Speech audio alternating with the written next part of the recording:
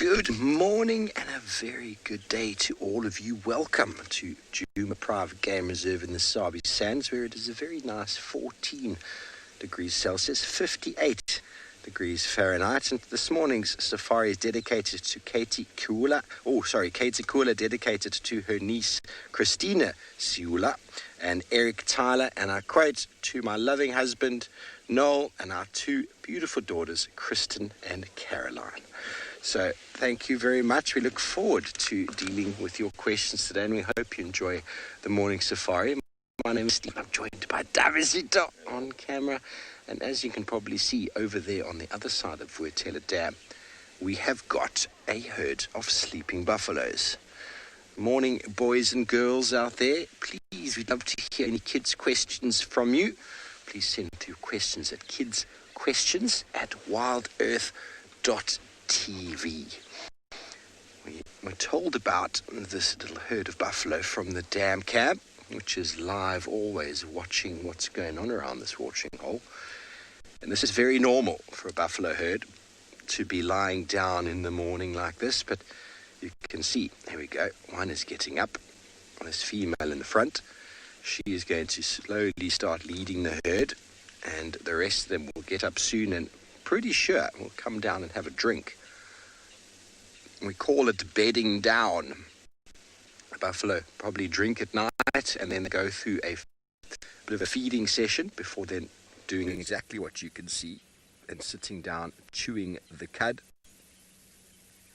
and leaving a lot of mess and waste behind in the form of dung before moving off again and continuing their day. So we're just going to sit with them, see what they do. We're in a really nice spot if they come down to drink, because they should come down towards one of these lower areas, and well, we're in a good spot for that. We're not in the way. We've got a nice wide lens to be able to take in the whole scene as it unfolds.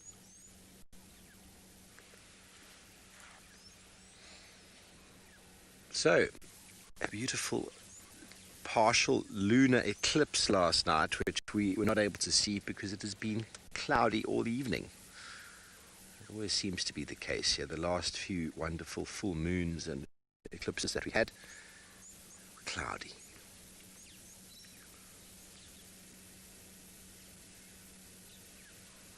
The cloud does make things a little bit warmer, almost like a blanket, keeping the heat inside.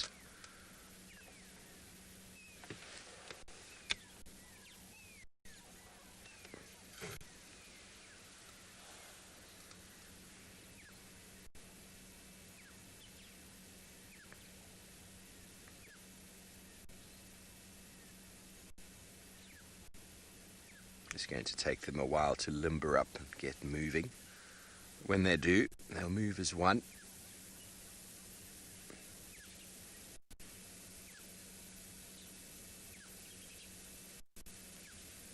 Ooh. Hello, Jasmine, age 12. You want to know how much water a buffalo drinks per year. Now, Jasmine, I can't do the maths for you in my head right now, but when a buffalo drinks in one go, and they normally drink 2 times a day minimum, they can drink 36 litres in one go. They put their mouth in the water and they drop their diaphragm and they just swallow 36 litres. Now, that's a lot of water. That's a lot of water, and they do that at least twice a day. Obviously, smaller buffaloes drink a lot less than bigger buffaloes, so on average it's about there. But in a year, times what's that? 72 by 365. There we go. 27,000 litres of water. So that's about 2,000 gallons or so. There's a lot of water. That's a lot of water, and they are very dependent on water, and these watering points that we have in and around the reserves are very important focal points excuse me, for buffalo. And especially as the winter months, which we go into now, we are in winter, get drier and drier. Buffalo, if you want to find them, just go towards water points and track them away. There's some noises going on there. A baby. Darby says a baby just got pushed. They make some wonderful sounds, buffaloes. Very bovine. Love the smell. We've had buffalo on the property all week and I haven't had any lions. So today I think is the day. There's probably 2 herds of buffalo on the property currently. And no doubt the other one is behaving very similarly to this one at the moment. You see in the front there, that one chewing. When they lay down, these animals, ruminants, chew the cud. They don't actually physically sleep. Can you imagine that? They sit like that and they automatically regurgitate the food in the belly and they chop it up finer and finer and finer for maximum digestion and absorption of nutrients. But while doing that very slow, methodical chewing, they are essentially resting. Their body resting on the ground, their brain drops to that of a sleeping or meditating organism, and they get all the rest that they need. It's a very important strategy when you have animals trying to hunt you and eat you while you sleep. Ruminants have that ability to feed in times when conditions are cooler, and then when conditions are much warmer, they can go and relax in the shade. But always alert to the presence of any danger around.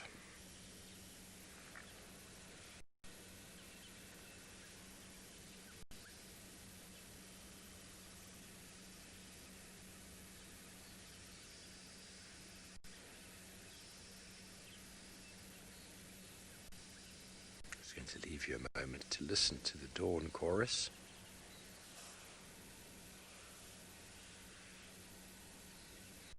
Well, surprise, everybody. A good friend of mine is back, and she'd like to say good morning.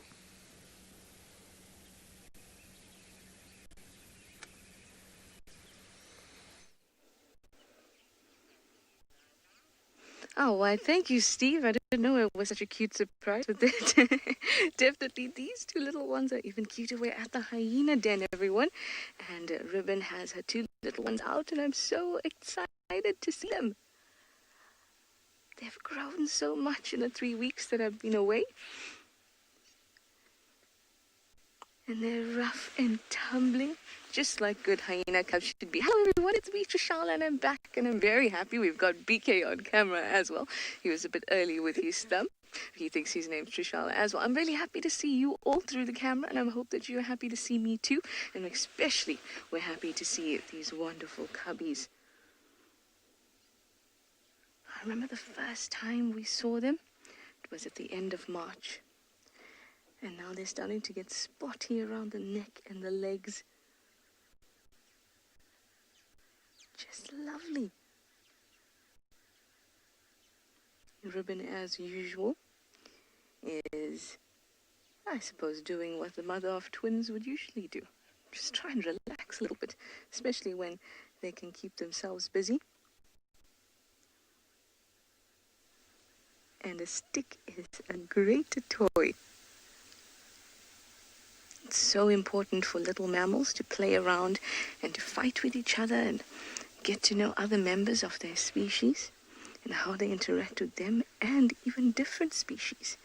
That's how they learn what's right and what's okay to do and what's not okay to do. Perhaps biting your mother's leg is not okay. You can't learn that unless you try biting your mother's leg. But please, kids, don't go around biting your mom's legs. Or jumping on top like that. Oh, they're venturing so close.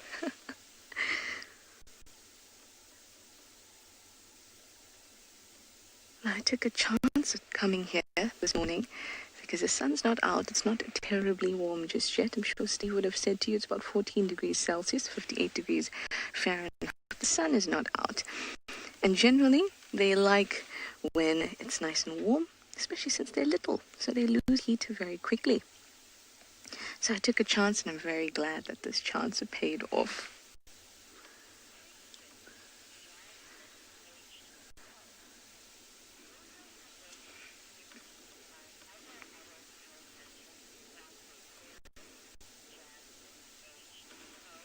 Hi, Jasmine. How are you?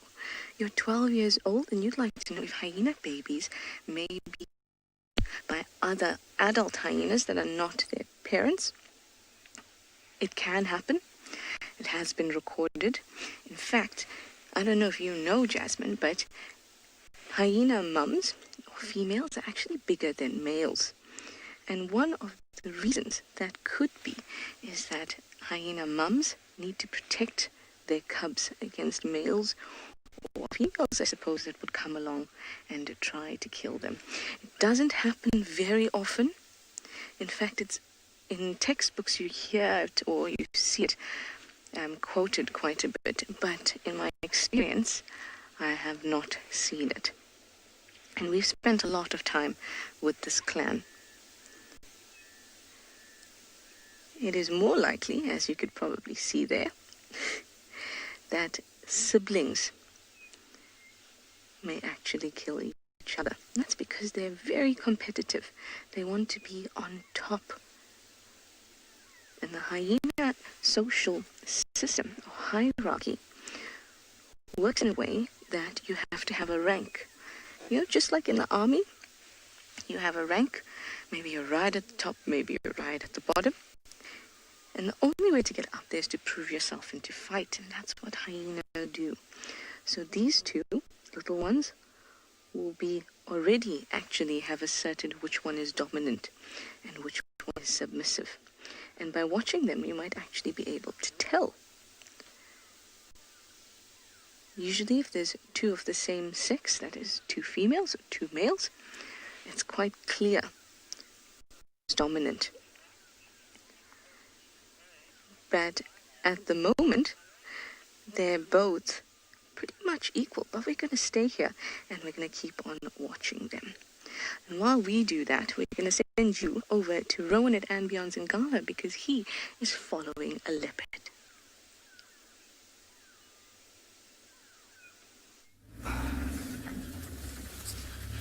Good morning, everyone, and welcome to Ambion in Gala. It's me, Rowan, and then behind the camera, Odie. We have a Nyala female leopard here somewhere. So we've been trying to keep up with her, and she is... Can you mute your phone? She is marking territory.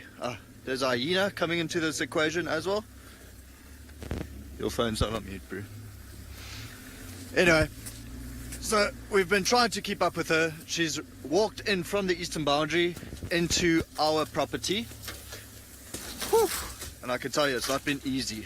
It's really not been easy.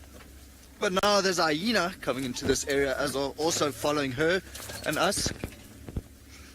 She's turning around again. Okay, so let's... You can hear her snarling at the hyena. She's quite grumpy.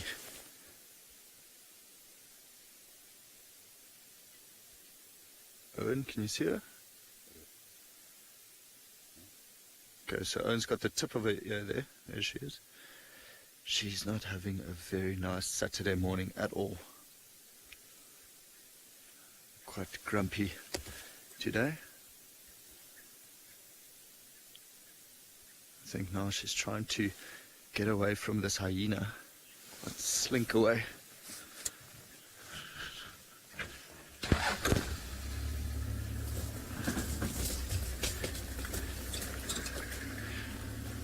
Nathan and Carter, age 11, asking if lions and leopards throw up big hairballs like cats do. Not quite, Nathan and Carter. They can actually... It's quite funny, every now and then you drive around on the road. Ooh, sorry, I'm just trying to maneuver here as much as I possibly can, like a 60-point turn. They poo it out quite often, but there's a hyena on our left. Yes, this leopard's really not chosen the easiest place to come into. Often you hear them coughing up little hairballs, but it's not quite like a cat gets rid of it, not like a domestic cat. Hey Nathan and Kat, I'm just trying to find this leopard again. Quite a bit of multitasking going on here.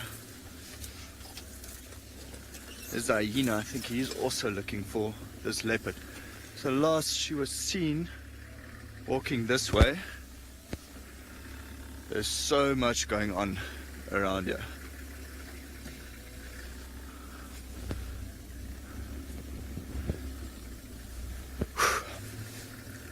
It took us a while, so Owen spotted her crossing the road, you know, coming in a westerly direction across the boundary onto Anbianingala, and then it took a long while for us to find her, and eventually what we saw was she lifted her tail. There she is.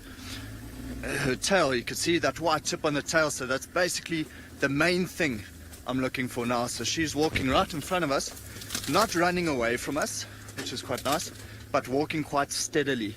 So we don't know, we're not too sure where her youngster is. I'll try and maneuver through here. So she would have left her youngster just patrolling her territory, maybe even trying looking for something to feed on, something to hunt. So you can see, there she is, Odie. See that white tip on the tail that I was talking about? She curls it up like that. She even lifts it every now and then. If she had to see birds on the ground like francolins or spurfowl, she'd lift it up. You can see what she did there was urine sprayed, so marking her territory. The tail all the way up, so there might be ground birds there. For now, we're going to try to stick with her, but send you over to Steve. I think he's got a large breeding herd of buffalo.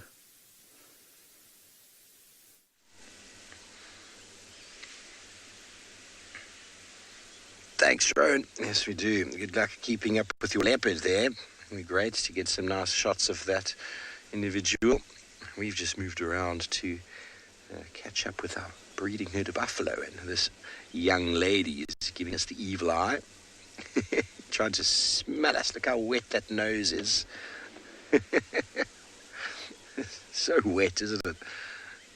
Now, in ruminants, they also require so much water because of the amount of through the rumination, when they chew and they break up or macerate the vegetation, they surround the vegetation with saliva. Saliva is loaded with the bacteria and microorganisms which help in the breakdown. Excuse me, and they need lots of water to replenish that as well.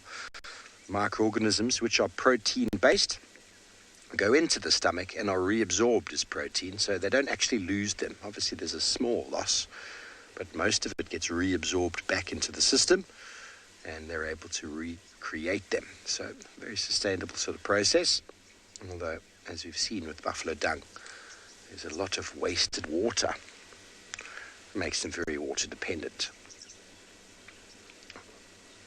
But the oxpeckers are having a field day today. You see the difference between the boy and that girl. Not just in the size, very easy to see the size, but you can see the boss in the horns as they join in the front of the massive big rough area. Well, we're going to see if we can move up slightly here. Excuse me, I've got something in my throat. Move up here and get you another view of this herd. We've been trying not to disturb them. Get a nice view of them, but Trish has got close-up visuals of the Djuma clan. Let's go say hello to the littlest ones.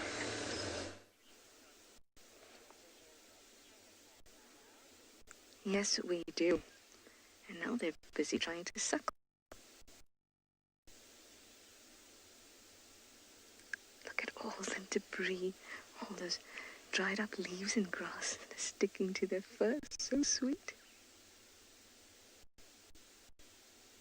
Stop it, Mom. Forced cuddles. And a little roll around. Now these little ones will continue to suckle from Mum until they're about 15, 16 months.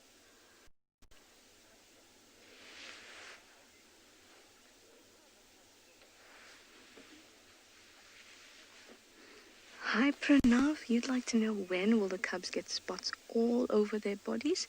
Well, when they're born, they're fully black, not one spot on them. And you can see now that their necks and their legs are starting to get spotty. Now that generally happens between 2 to 3 months old. And by the time they're 4 or 5 months, you'll see that they're spotty all over and they start to get quite furry. It is a very, very cute.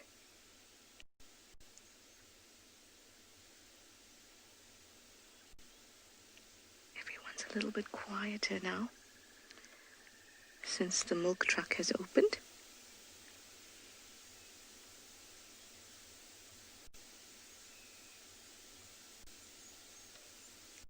Look at them using their little teeth. Hyena cubs are born with their canines, which are the pointy teeth, which you have also, and their incisors, which are the front teeth. They're born with those fully erupted. So that must be quite painful for a ribbon when they suckle. But it also means that they can go around chewing bits of grass and really getting that jaw to be exercised, because hyenas have really, really strong jaws and skulls. But those take a long time to develop. And they need all the practice they can get with moving the jaw and pulling at things to build up that strength. Oh, Pranav, there you can see on the neck the little mane running down the back. You can see it's starting to come up just slightly. It sort of looks a little like a mohawk.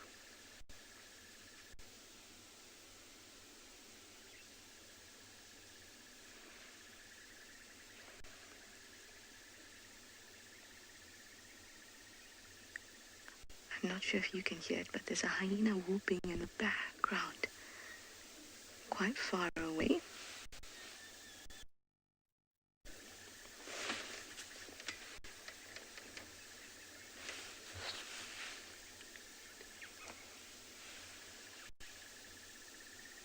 That's probably what's gotten their attention.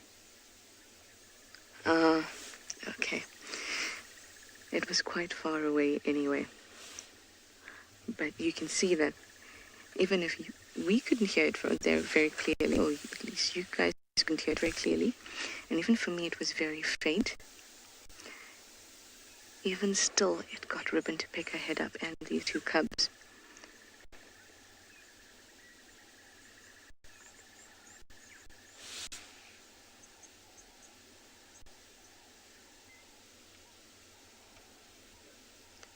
A lovely peaceful morning, and I think the cubs are really taking advantage of this. Last night near camp, the hyenas were very, very, very noisy. In fact, I found it difficult to fall asleep, and they sounded like they were having a huge conversation.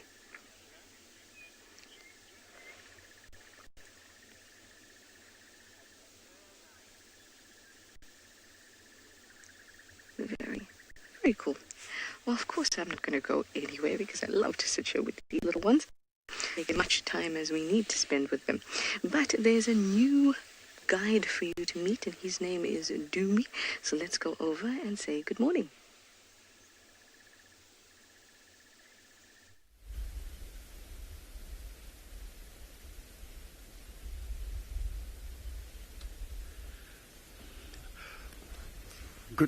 Good morning, everyone.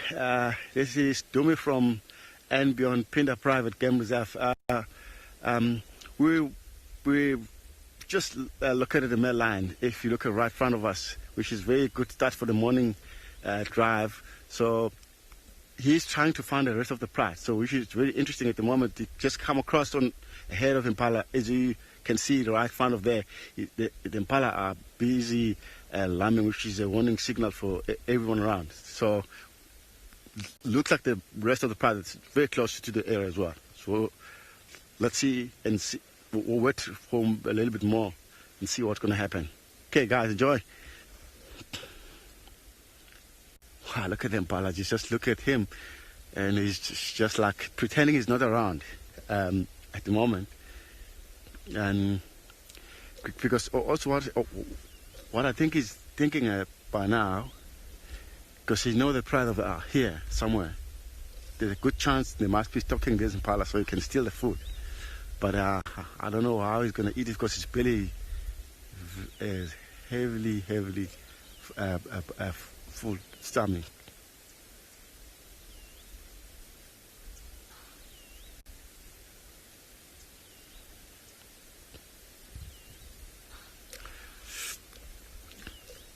Sam, we don't really give them a name, so because he's coming from he's one of the dominant male in the area. We named them up because of the area. We call him a Bayala male.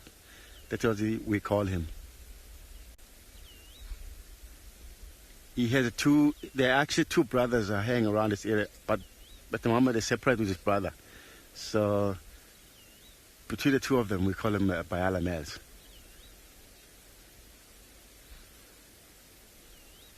You got it, Sam?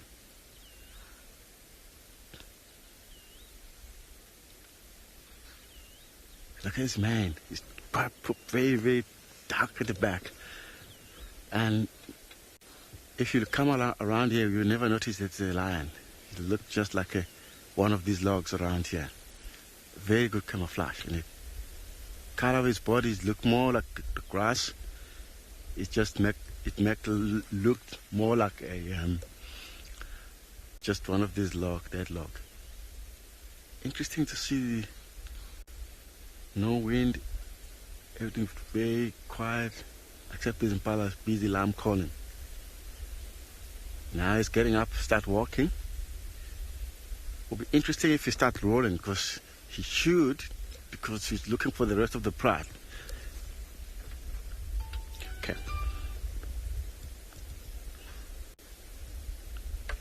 Look at that.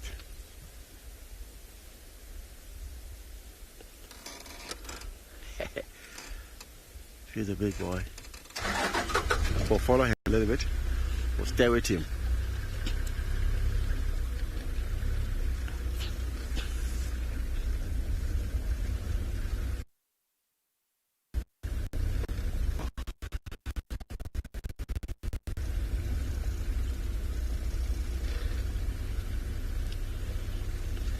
Hello. Yeah.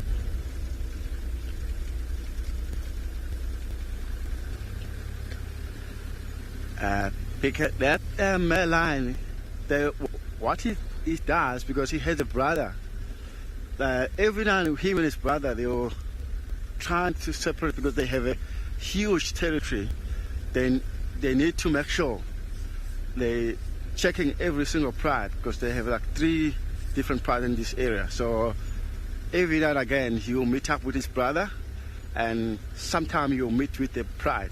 Like as he's moving along like that, he's trying to find the rest of the pride, because we did find the tracks of the pride. The area heading to, he might be finding a pride.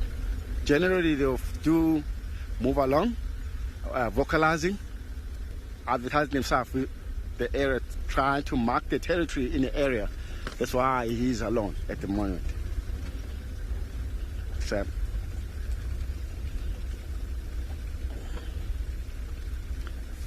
look, his belly, it looks like he's hanging. I think he must be overfed. And that's why he's ignoring the impala now. He doesn't worry about the hunting. He just wanted to find the pride. Because what happened, it might be happened overnight.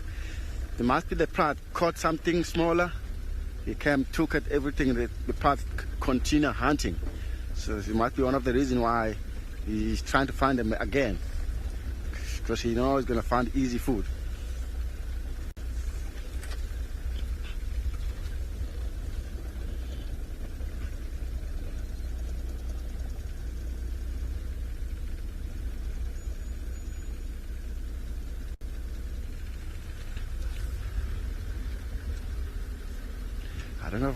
I don't know if I should go a bit further, because I think we might lose the signal down there. We can go this way. Okay.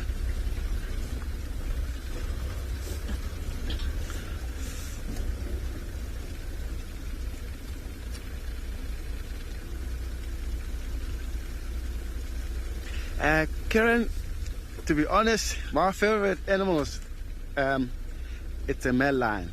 I don't know why.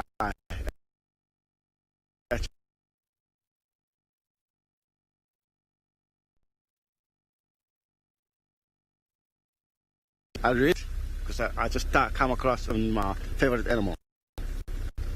Sorry.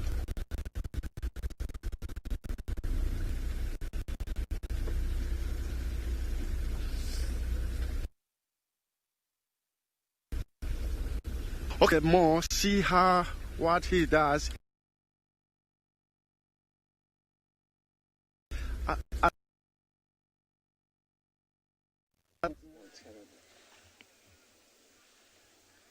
How exciting! Already a leopard this morning, a lion this morning, hyena this morning, and some buffalo, and hopefully Steve will be able to catch up with those wild dogs. I just did chat to him. He said he can't get anything just yet, but we're all hopeful that we'll be able to see quite an array of carnivores this morning.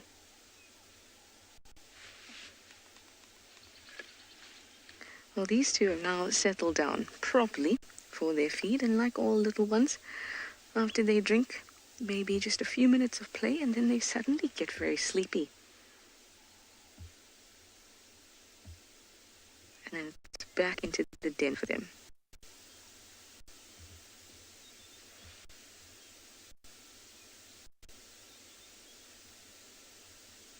They can be quite noisy when they're playing around and they're rustling all through, especially now that the bush is a little bit dry. In fact, quite a bit drier than it was when I left. And the sound of the leaves and the rustling is actually quite intense compared to when the bush is actually green. And the sound of them pulling around and squealing at each other, shouting at each other, they can be quite loud. And as soon as they settle in to drink, it's just peace and quiet.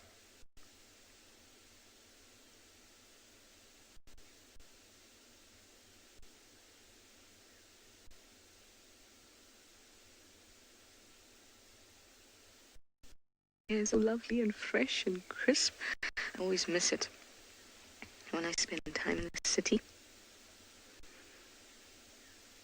I mean, the city has its place too, but I definitely miss how good it smells, how good it sounds, and all the animals out here.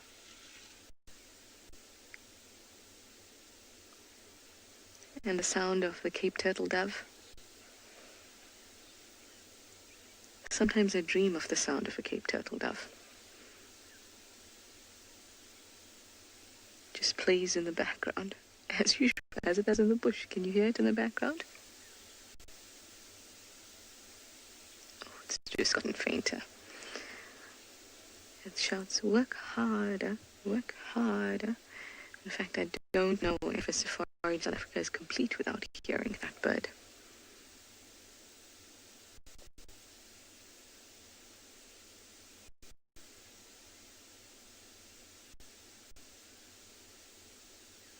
Now, interestingly, it's very nice and peaceful here at the den, and it's just Ribbon with her two little ones.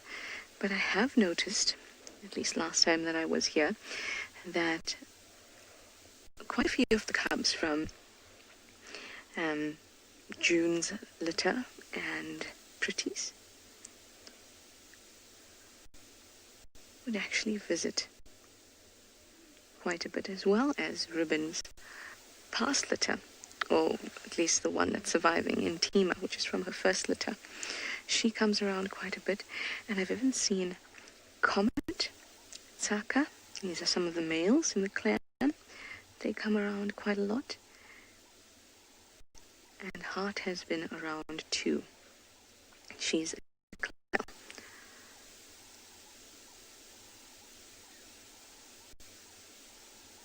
So occasionally you get to see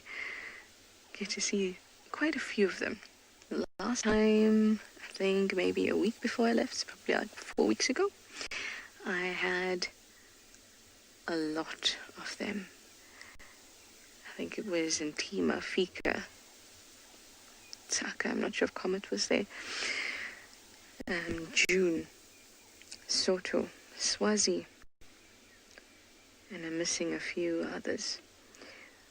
We're all trying to, shall we say this politely, share a carcass near quarantine.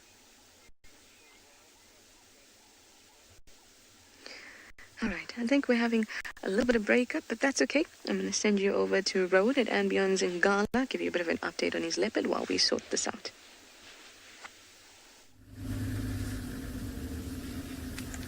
So sadly, we've had to leave the leopard. We just couldn't keep up. She walked into an area here where it's just Tamboti thicket. So Tamboti, a very slow-growing tree, and we can't really drive over it. Not like some of these quarries.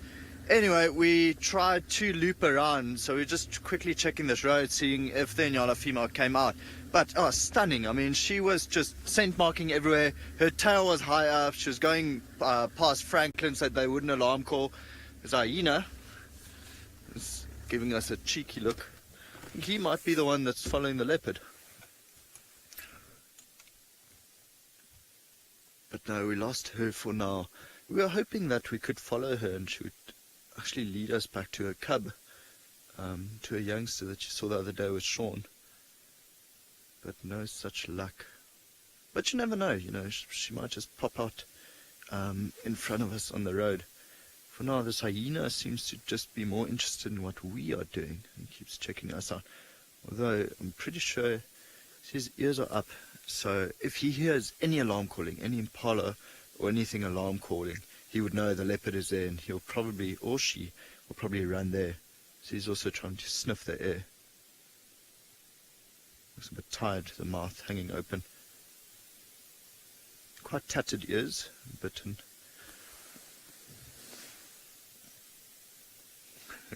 No. Big yawn. Look at all the... No. I wanted you to see all the teeth there. See how they can even blend in quite well. Just lie down and we completely lose them. Okay, so it doesn't seem like this hyena knows where the leopard is. We're in the same boat, buddy. We're going to keep driving on this road, keep going on east.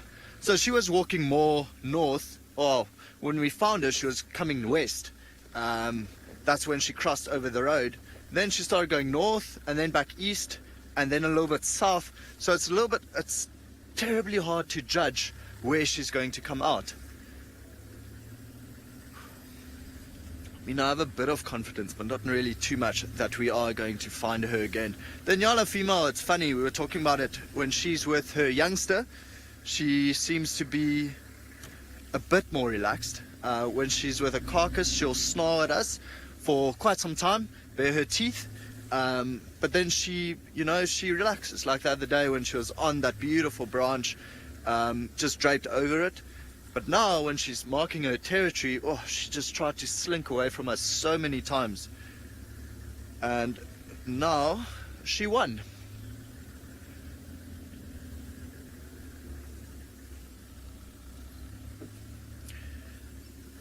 Addison, who's 7 years old, wants to know, how do we tell the leopards apart? So Addison, she's very small. Let me start with the Nyala female. She's really tiny as female leopards go. So we saw a leopard cross the road.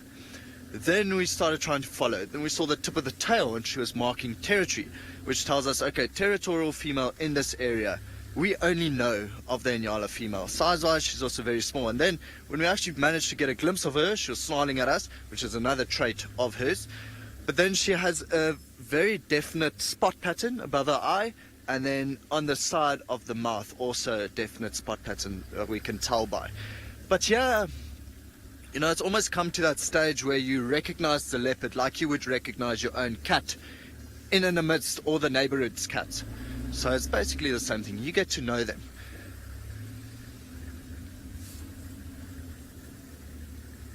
I was so hoping that she would come onto this road and just start marking territory on this road. I don't think she's been past here.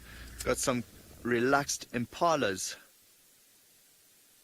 And so if the leopard had to come past here, all of them would be going psh, psh, psh, psh, just alarm calling.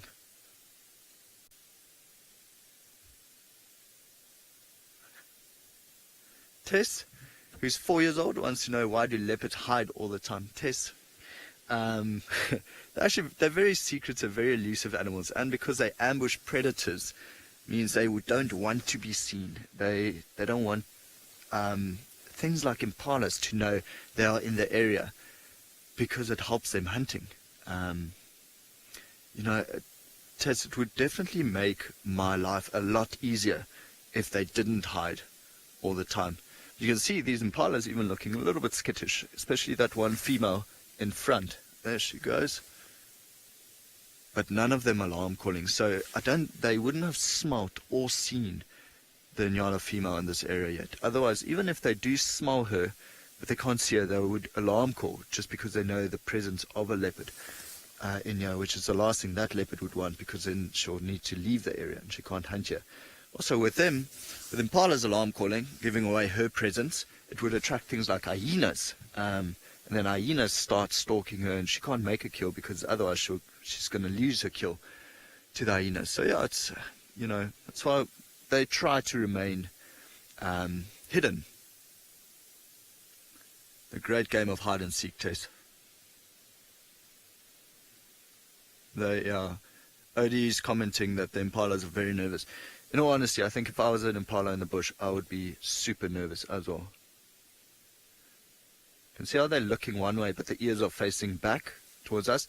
So just trying to pick up any sound, any, cause for alarm. Oh, there they go. Also disappearing slowly behind the bush.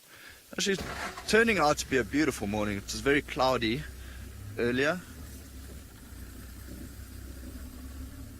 Okay, so we are going to keep checking a little bit east. We might drop into the Timbavati River, which is right next to us, and see if we can find any tracks of her. But for now, I'm going to send you back to Djuma with a grouse.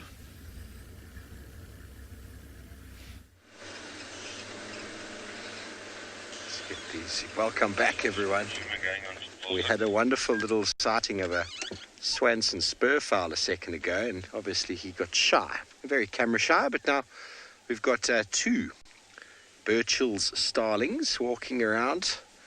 There's been some elephant activity on the ground here, and some buffalo grazing, so there's multiple numbers of little insects that these starlings are walking around, energy efficient walking, just plucking off insects that are moving on the ground, ants, termites, any bugs there might be, and off it goes.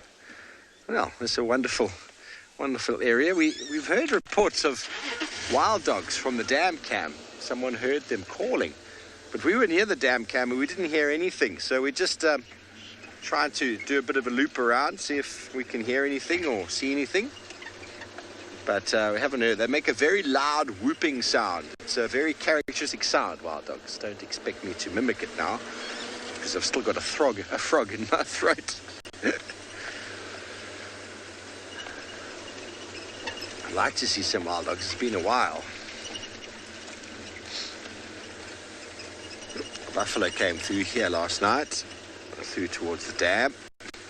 So also looking for any lion tracks that might be following them.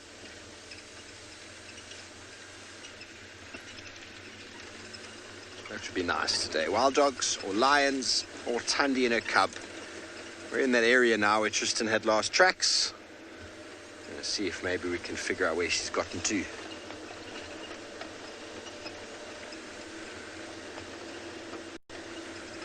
Okay, well, it's a very good morning from Djuma, and sending you to a very good morning all the way over to the west in the Kalahari, Tswalu Kalahari, with Philip and Jandre.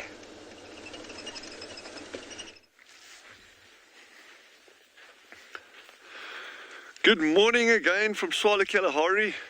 My name's Dylan, for those of you who have been following us, and Jandre, my master cameraman, doing our footage some good justice there. It's a glorious morning, got a stunning moon set over here. The moonrise last night was just unbelievable, and I really wish you could have seen it from Tswalu's perspective. So Jandre and I, we really knuckled down yesterday, and we spent 3 hours doing a stakeout at a burrow system. there was a honey badger there. He really played havoc with the meerkats. The group seems to have split up. We don't know where half of the group is. Rebecca, our meerkat habituator, has done a huge amount of work and actually located another burrow system that it seems that some of the group are down. We don't know which ones yet, but we're going to just sit here and see if we can actually figure out what's going on here. No sign of the honey badger, but at least we put in the effort there. So we're going to, if you look behind us over here, this large burrow system over here, and there's multiple entrances in that. There are some squirrels living here apparently, and a number of the meerkats went down here, but not the whole group. So we don't know who they are. We don't know what's going on here yet. But one thing we do know is that there was a huge disruption yesterday based on the activity of that honey badger. We actually went and scanned the burrow system that he had got into, where the little squirrels were evicted from, and he had actually shredded that place. I mean, like those burrow entrances that are normally kind of like this size, were this size, and just like piles of sand everywhere. So he'd really worked his honey badger magic over there. So what we're going to do, we're going to sit down here, and then if we don't get any joy down here with meerkats, then we're going to maybe head back to that. But we're not going to hold out a lot of, I don't have a huge amount of, let's say, hope here today in terms of getting this like on first morning. But over the next couple of days, we'll build up and see what's happening. So we must just be patient, and but it's just really good having you all with us again. And it's please enjoy it and just feel free to chat and ask questions. But I think in the moment, for now, just head down to, I think Trish has got some really cool hyena pups apparently.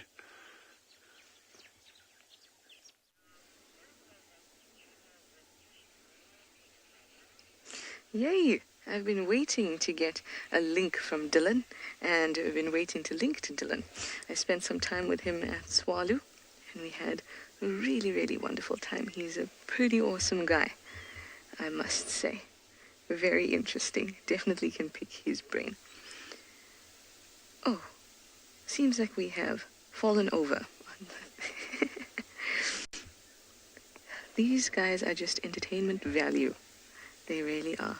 Now, what's very interesting, apart from that we have an upside-down hyena cub there. Oh, I was hoping they'd do it again so I could show you. But when they're feeding, like I explained before, the cubs had already asserted who's dominant and who's submissive. But the way that they're feeding is very interesting. So usually, the dominant cub would feed belly to belly with mum, with its butt facing mum's face, if that makes sense, belly to belly. And then the submissive cub would go between mum's legs, back legs. I'm hearing alarm calls right here by Treehouse Dam. We're just going to wait for a little bit.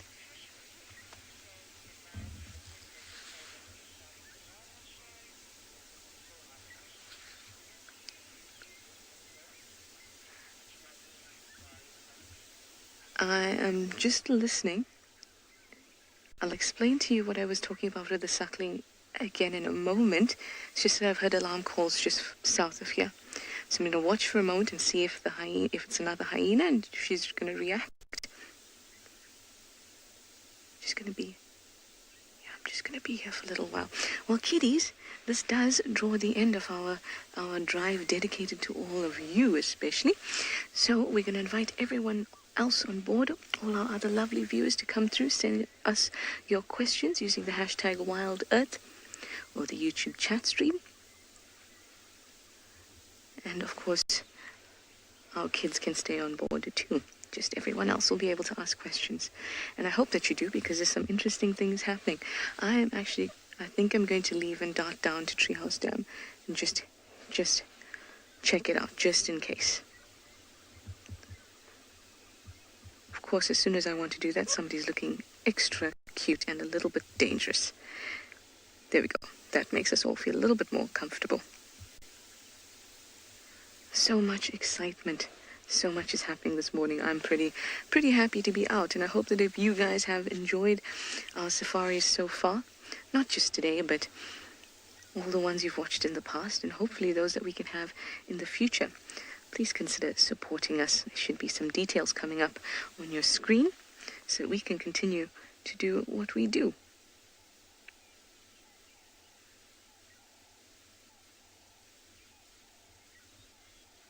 Okay, no, there's proper alarm calls now. But Ribbon is not reacting. Thank you, cubbies.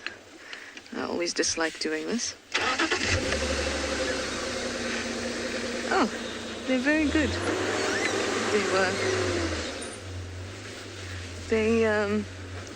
So what usually happens, because they're little and they're actually not used to the sound of the vehicle starting up, because what we do is we usually kind of park here, and then they emerge, so they're not actually used to the car starting. And I thought that they would get a little bit scared. That's why I said I don't like doing this. But just like the hyena cubs before them, I said, car? What car? These guys are. I think I see what it was. There's a hyena down there.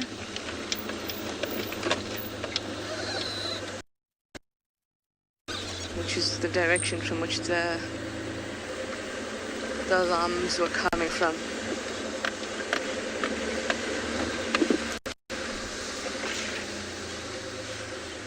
Wonderful. All right, I'm going to approach this hyena and I'm going to send you back over to Dylan at Tswalu.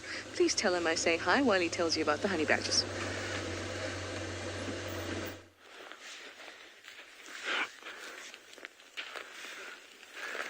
Yeah, so we're just busy setting up at this burrow system.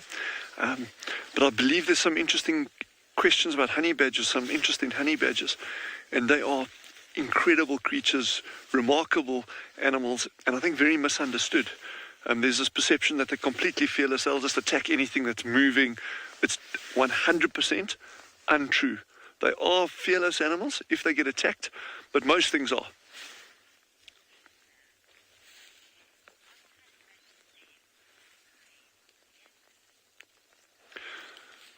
So Lisa, that's a good point. Lisa's asked, are honey badgers here because they prey on meerkats? And the answer in a nutshell is yes and no. Honey badgers can eat pretty much anything they can get hold of. They'll eat scorpions, they'll eat grubs, they'll eat birds' eggs, they'll climb up nests to raid, climb up trees to raid bird nests and get eggs and chicks. They'll attack snakes, they'll dig out lizards, they catch monitor lizards, and sometimes these ones get like a meter in length. They will go for meerkat pups. They've actually been seen catching baby warthogs.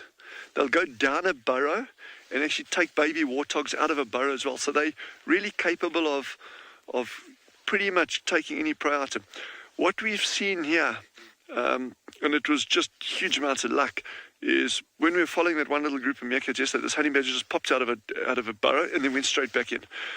And on closer inspection, it turns out that he's actually completely destroyed that one burrow system. It is not the burrow system where Masadi was with her group and where her pups was and that. This is now further south, but it was within 100 yards of their burrow system. And I think this is exactly what's created this uproar now. Like, okay, geez, what's going on here? Because if he gets in there, there's very, very, very little that a group of meerkats can do against the determined honey badger. That is just the way nature works. So we're now trying to figure out what's going on here in terms of these groups. There's definitely a split that's happened here. We don't know if the pups are still alive. They may be. We're hoping they are, but we can't be sure of that. So this is just going to be a little bit of time over the next couple of days. We're not going to get a quick answer and say, okay, there's Sadi in a group and everyone lives happily ever after. We need to really try to tease this out, figure out what's going on. But yeah, coming back to the honey badger aspects of it in terms of feeding, they are omnivores. They will prey on and feed on a wide range of prey items. I've seen them going for plant material, so that's why I say omnivores, but it's probably more incidental. But so actually, it would be more correct to say they are carnivores. So honey badgers are carnivores. they'll also go for carcasses, so they don't just feed on live prey, things that they're catching themselves. They will go to a carcass, and they'll actually scavenge in a carcass. And and dung beetle larvae, and they've got this phenomenal ability to dig. We've seen them chasing aardvark down burrows. We don't know what the outcome's been, so we've never actually, no one's actually seen a physical case where honey badgers been witnessed killing an aardvark, but there's strong anecdotal evidence for that. Like I say, our staff on the ground have actually seen honey badgers go down burrows and come out carrying a baby warthog. And the mother warthog actually chased the honey badger and it dropped it, so that the piglet got away. But the honey badgers will pretty much try anything they can if they get half a chance, and they figure it out. They're very persistent, so they'll learn.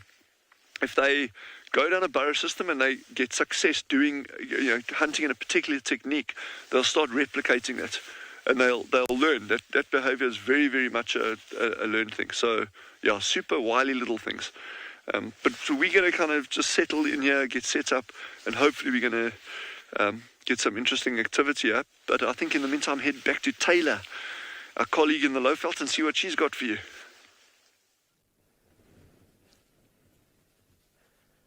Good morning and welcome to us finally here at Pridelands, where the sun has risen and the buffalo have awoken. Well, maybe not. There's a couple of them that look a little bit on the sleepy side. As I pull my mic, my cables and things like that. My name is Taylor, and on camera with me today is Gert. And we are on Pridelands, like I said. So sorry for me sitting so awkwardly. If I sit up a little bit higher, these buffalo are actually slightly nervous, and I don't want them to run away, as all our animals have done that this morning. But we're sitting with 4 Duggar boys. Now, the bull on the left is enormous. He looks like he has consumed all the grass in the Greater Kruger National Park. There's a tongue twister for you today. He is basically as wide as he is long. Look at all those muscles. And then, of course, that really round belly. But he is in the... I think he might just be past his prime of his life. Look how smooth those horns are.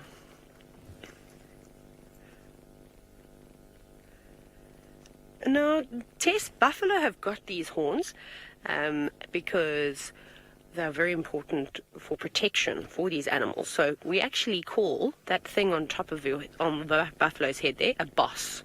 So that thing in the middle, that's called a boss, and then the horns curve around. Then we also talk about the tips of the horns. But you can see with this buffalo, they're not very sharp. So what he would have used them for, when they were nice and sharp, is to fight other buffaloes when he's in the herds and wanting to mate with the females. But otherwise, if something like a lion, which likes to eat buffalo, were to come on through, he would also use those to defend himself. And lions kill lots of buffalo every single year, but buffalo also kill lots of lions. So maybe we can find the buffalo just behind him to the right. Now, Tess, I know you're only 4 years old, so look at that difference there. Look how sharp his horns are. You see? So that's also a way that we can tell a buffalo's age, is because the sharper the tip of the horn, the younger they are. And you can also see that his boss, that part in the middle, isn't as well developed. And he hasn't got as many muscles on his body just yet. But these boys decide that they don't like the girls anymore. They're quite happy to just stay by themselves. But it's such a lovely sighting here in the golden grass.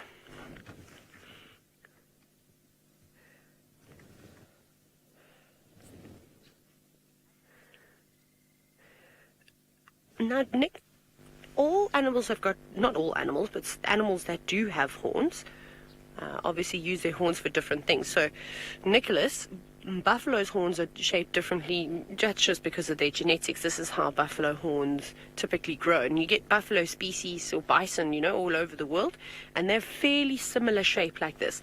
But it wouldn't make sense for something like an impala. I don't know if you've seen an impala this morning, to have big horns that droop down the sides of their heads. That wouldn't make much sense at all. So their horns sort of curve backwards and up. So it could be depending on how they fight. Maybe they fight differently. also an impala's build, so it's just its body shape in general is much more slender, a lot more athletic, whereas the buffalo, you can see they're heavy, big, strong animals. If an impala had droopy horns like this and they were as heavy as that, they'd be walking with their head dragging on the floor. But I'm happy to see that the buffalo are relaxing, because there is one in here, the one that keeps staring at us on the right-hand side, that's very, very nervous. And I've actually tried to show you all this little group of buffalo before, but they keep running away. Everyone else is relaxed except that one, and he's quite young. But he's got an exceptional set of horns on him, don't you think? Look how low they curve down and then go back around. So one day when his boss develops nicely, you know, he's probably going to be a favorite of the females. I think they'll like him very much. He's a good-looking chap. He's just starting to fill out. You see, they've turned now. There's another vehicle coming this side.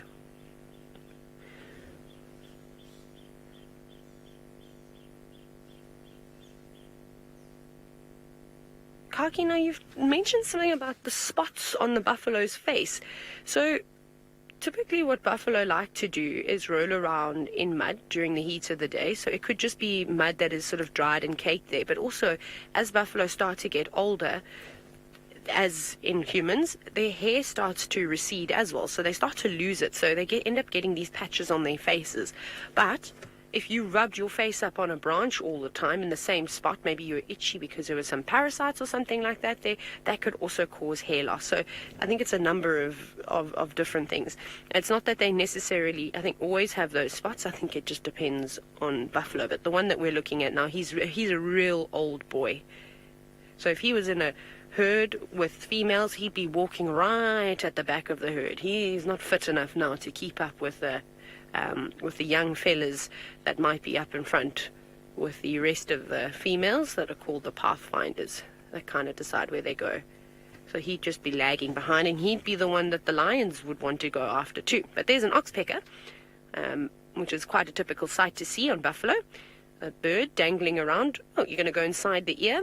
I'm sure that must be nice and warm for the oxpecker too, but it's not going in there to keep nice and warm. It is actually looking for things to feed on. So it's just wiping its bill. Maybe when it ate a tick, a little bit of blood smeared on the side, because that's what they're after. They love to eat blood. See, and that's all the ticks are going to be gathering inside that buffalo's ear. Look at that. That's so cool to see. Holding on with its feet. I can't imagine how ticklish that must be.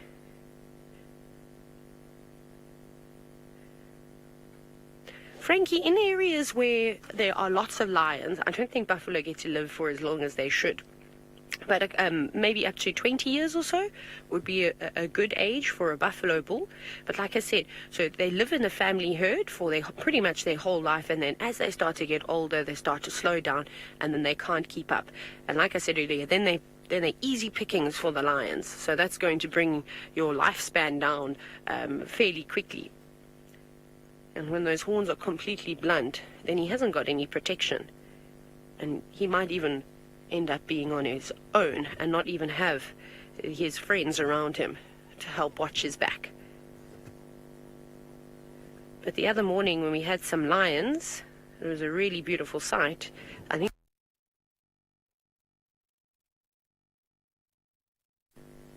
because we had the lioness tracks on top of the buffalo tracks, and when we found them, they were only 50 meters from one another.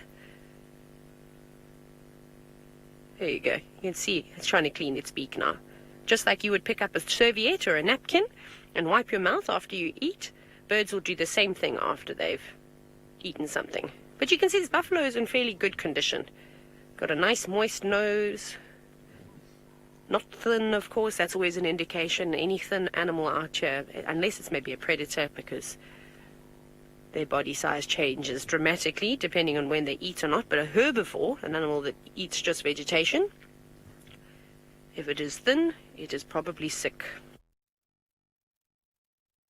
I like the way that they've all huddled up like that with one another. One watching towards the south, the others keeping a close eye on us. Almost death staring us.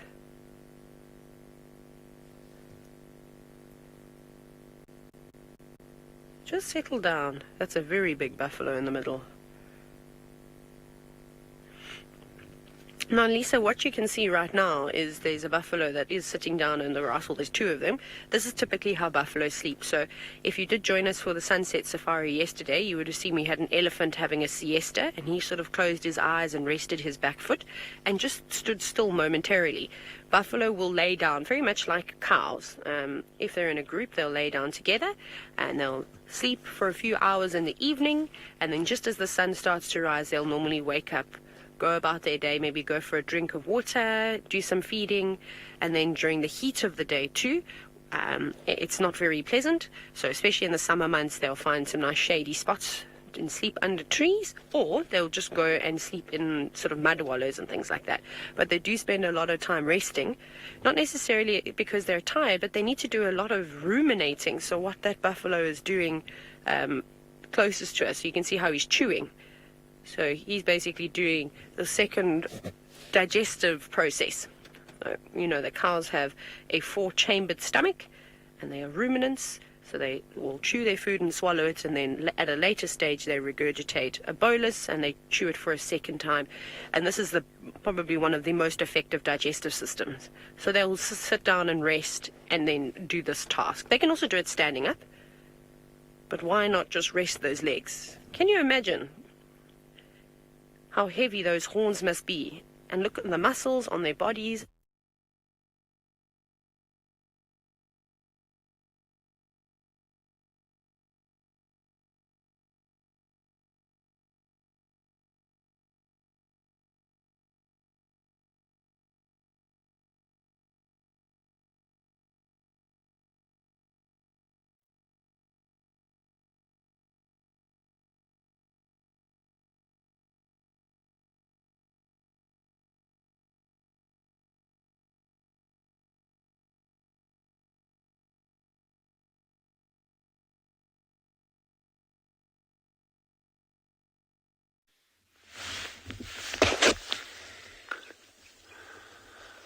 So the sun has just risen here about 5 minutes ago.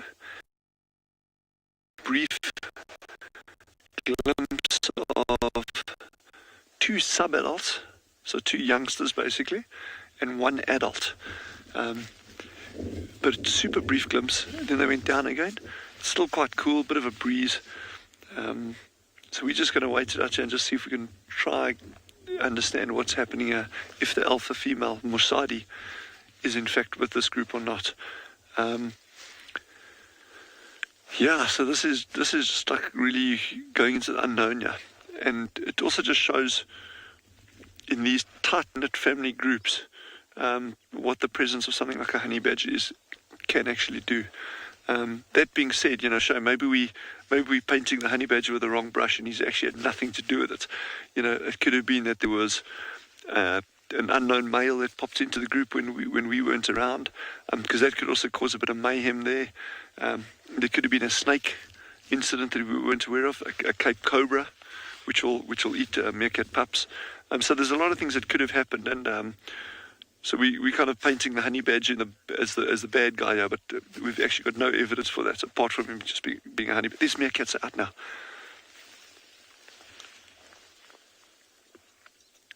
That big one almost looks like Musadi, eh? That almost looks like the alpha female. I'll need it to turn around if I can see a little bit better.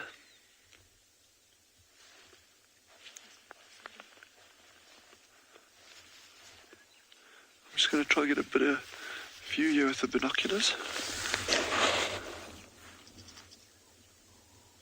That's her. Okay, that's Musadi. So that's the alpha female. So this is where it becomes super interesting now. Because if she's down here, what's going on with the pups? Where are the pups? Has she moved the pups down here during the course of the day when we weren't there? Or has something actually happened to the pups?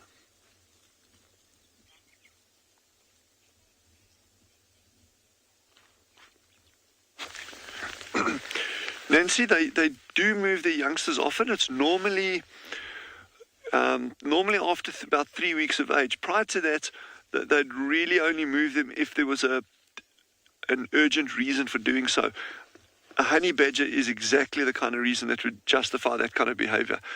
And the presence of that honey badger so close by to the burrow system and active digging at another burrow system by the badger would very, very much have warranted a move of the pups and that. What's baffling us here is that there only seems to be, say, half of the group here. We don't know where the others are. It may be, and chatting to Rebecca, our meerkat habituator, I mean, she's spent so much time with him and she's so good with him, saying that it could be that she actually left the pups at that other burrow system in order to save the rest of the group. In other words, saying, well, in the presence of a honey badger, there's not much that meerkats are going to be able to do anyway. So let's abandon that burrow and move and save the whole group.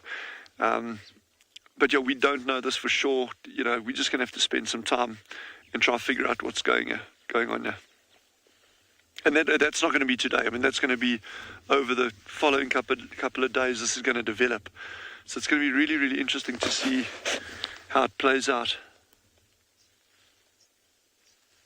Wait, a little shrike buzzed him.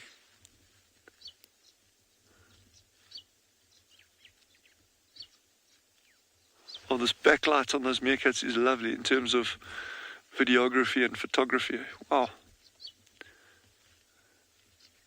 And that's the exciting thing about nature. That's why I love it. You know, you go out, every single day is different. It's not, you can't go out and say, predict what's going to happen. I mean, you can try and you can say, well, I think that leopard's going to walk around the left-hand side of the tree, or it might hunt or whatever.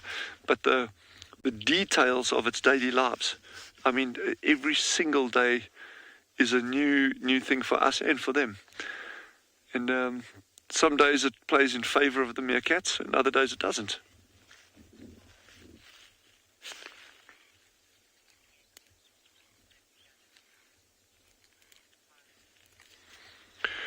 Corin, no, we don't. We don't stay out here all night. Typically, these meerkats will go and sleep around about just before sunset. Sometimes just after sunset, depending on temperatures and that. And then there's pretty much no point. And also in terms of like things like honey badgers, we really, you know, you want to observe these animals and then move away, as opposed to becoming just another one of the meerkats. The danger there in these environments, we've got a lot of animals that are very relaxed around people and vehicles that don't mind it. But then other ones that occur at very low densities, like honey badgers, are still very, very shy of people. So, you know, so we don't want to go and impact on the behavior of those animals. As you know, as long as we're sitting, you know, if we were staying constantly with the meerkats, there's probably a strong likelihood that we're going to be preventing raptors, you know, birds of prey or other predators from engaging with them. And I know that sounds quite harsh, but that's really what needs to happen. You know, these meerkats, they've evolved over millions and millions of years in Africa alongside predators. Those predators have evolved alongside meerkats. You know, this is all part of what meerkats are. They raise pups, they lose pups, they defend themselves successfully against predators. Sometimes they don't do so successfully. And we just need to be impartial observers of nature at its best. And on that thought, I think head over to Trish and some hyenas.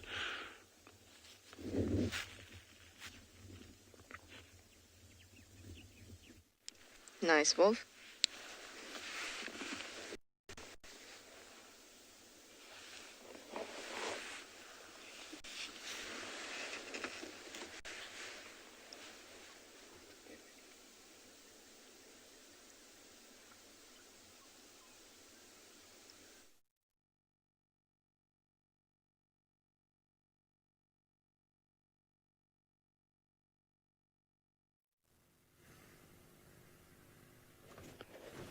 Cutting.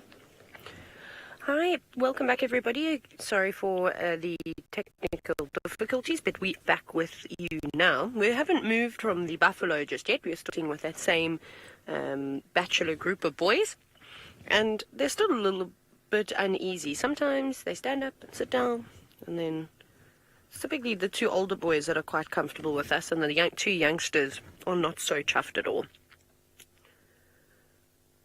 the oxpeckers don't seem to mind. Just listening, there's some birds that are starting to wake up too. We might even get a bird party moving through here, which could be quite exciting. I mean, buffalo are very nervous, natured animals, except when they're living in large breeding herds. You can imagine when you're 50 to a couple of hundred heads strong, oh, there must be very few things that can intimidate you, especially because they're quite social with one another and will protect. And these dogger boys will do the same thing.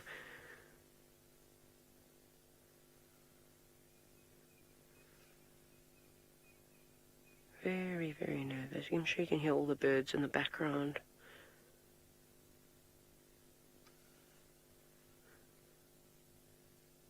It's quite peaceful. I've been listening out for leopards and lions pretty much the entire evening, but no joy. And while we came into this area, as we were following up on vervet monkeys alarming, and we were hoping that there was going to be a leopard nearby, but there wasn't. We couldn't see anything, so we think maybe it was just a raptor. But instead we found these buffalo, which is, it's nice to know where they are, because if the lions do come onto the property, we could find them. There's the oxpecker again. Now, if we do get big herds of buffalo coming through, something that we should look out for is the yellow-billed buffalo. Not buffalo, yellow-billed oxpecker. Can you imagine a yellow-billed buffalo? It'd be quite funny. I haven't seen a yellow-billed oxpecker for ages. They're also quite nice to see, and will interact with the red-billed oxpeckers too. Now, getting in just in the linings of the lips, where I'm sure there's a couple more parasites. This is such a lovely relationship. Oh, looks like it's trying to force quite a big ticker out. That buffalo is particularly tolerant. And if they do have any wounds, these birds can be such a pest. They'll just keep opening it to feed on all the blood, and you'll see that wound will just ooze and ooze.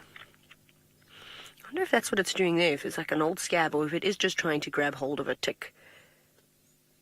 The tick's mouth parts, they can latch onto the buffalo. I don't know if any of you have ever tried to pull a tick off. Wait, right, I'm done now. A tick off your cat or your dog, or, I don't know, maybe you live on a farm and you've got domestic animals. They're not very easy. You've got to be careful that you don't leave the head.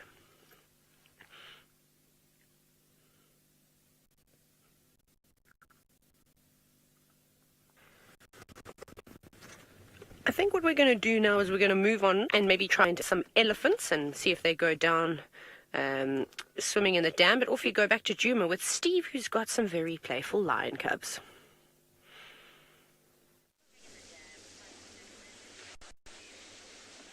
Yes, well, everybody, look what we found. We found some very fresh tracks, and we've managed to find the Umkuhuma cubs. Now, the whole pride came in here. The whole pride is on Djuma now, but we've just tracked the pride to where we found the cubs, and we're just going to say hello to these little cubs now and move out. Find the adults, which were with them, but have obviously left them behind to go hunting or to do something. We're not too sure, but we said we wanted to find lions this morning. 1, 2, 3, 4, 5, 6, 7. The smallest cub is here. 1, 2, 3, 4, 5, 6, 7. I can only count 7 currently, but there should be 9, including the smallest. Am I right, Darby? And we haven't seen the Umkuhuma pride I haven't seen them in ages. And these little cubs, last time I saw them, were just little balls of fluff. So they came in on Gowrie Main, behind the smells of buffalo. And it's possible that's where the adults are gone. The adults would not take the cubs into a buffalo sighting. It's way too dangerous. But if they do catch a buffalo, they will be sure to come back and fetch these little things. They've just been deposited here next to the road. How exciting. Okay, so we're not staying, everybody, due to the fact that it's only cubs, which makes it slightly sensitive. So we move out. The tracks were in the road, you're heading north, so we're going to keep following the adults. And if we find the adults, obviously things will change with regards to this sighting. It's important to be sensitive.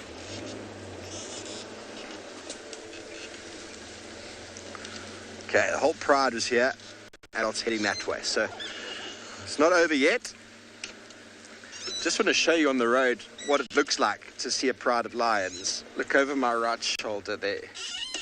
Look over my shoulder. Look at all of those tracks. Now, you should not miss this. If you see that, there's cubs, there's adults. If there's a leopard in there, you'd have a very hard time trying to find the leopard.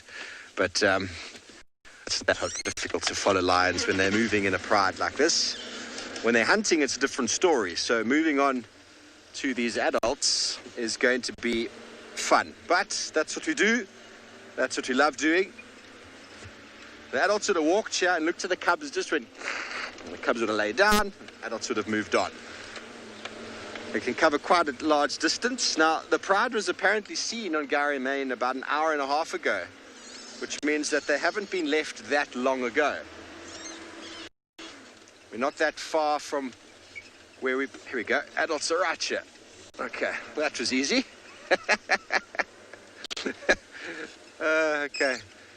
The stations have, that's Purple Eye. Oh, Purple Eye's got an injured leg.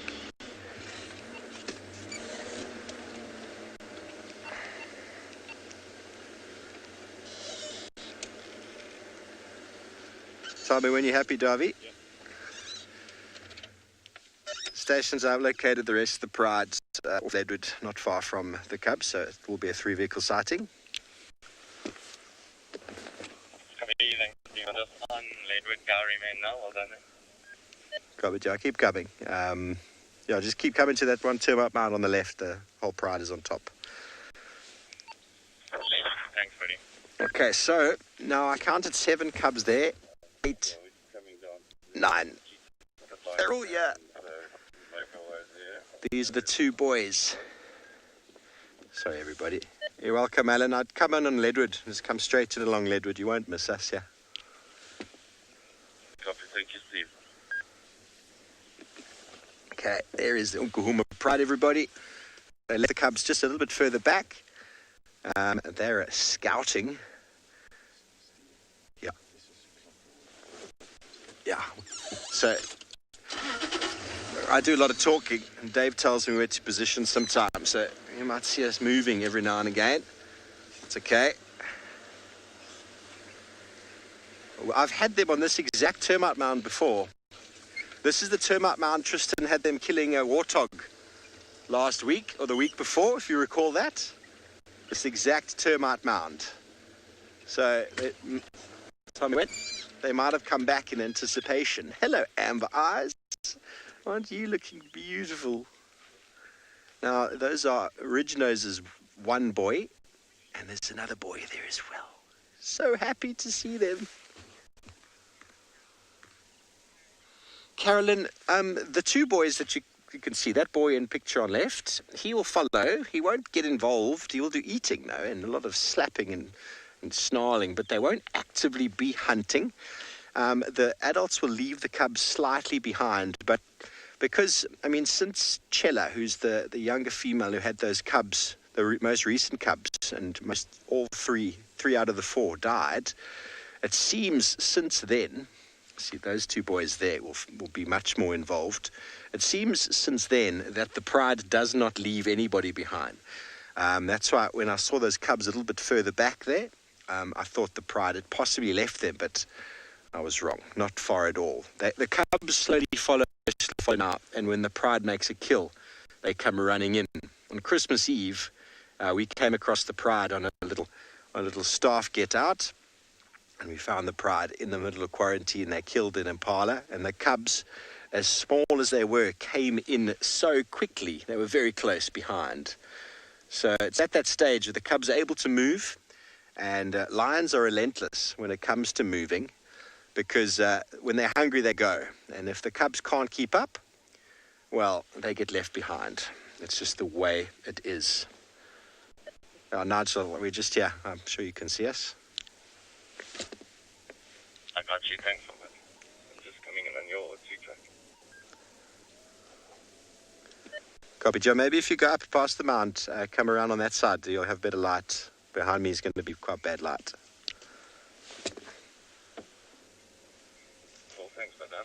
quickly have a check if I'm not in your shot here. Okay, so the Unkahumas, everybody, I'm so happy to have them back. I love this pride. I love this pride. And this big, which female? Let's see if we can identify them. It's been so long. They are looking in great condition. Poor purple eye. There's a very bad injured back leg. I don't know what happened. Do you know what happened, are you? Lions get injured, everybody. They take an absolute beating when you are an animal that's getting killed or eaten.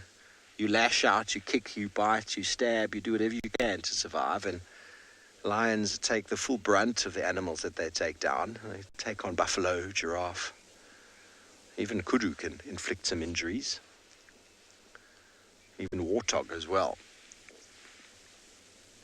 So I believe some of you watched as Tristan unfolded with the Nkuma pride on this exact termite mound. So it's quite interesting how they've come back. They probably thought, oh, let's check on the warthog hotel, shall we?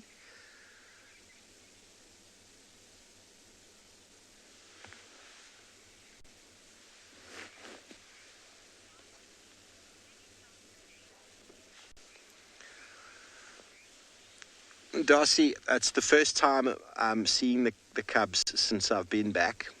And since they got mange, a couple of the cubs there looked pretty bad for mange. Darby, you saw them. Did it look worse for your last time?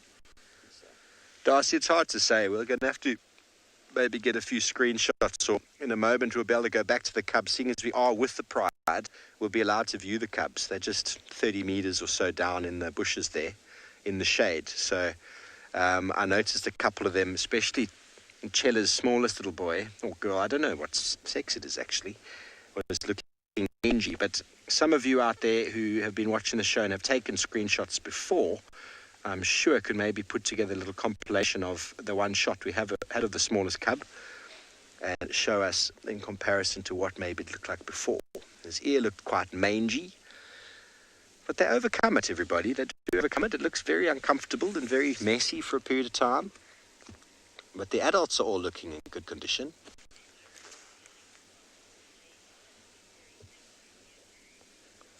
Okay, very good. Well, it sounds like Tswalu Kalahari has got the meerkats doing their thing, so let's quickly send you over to them.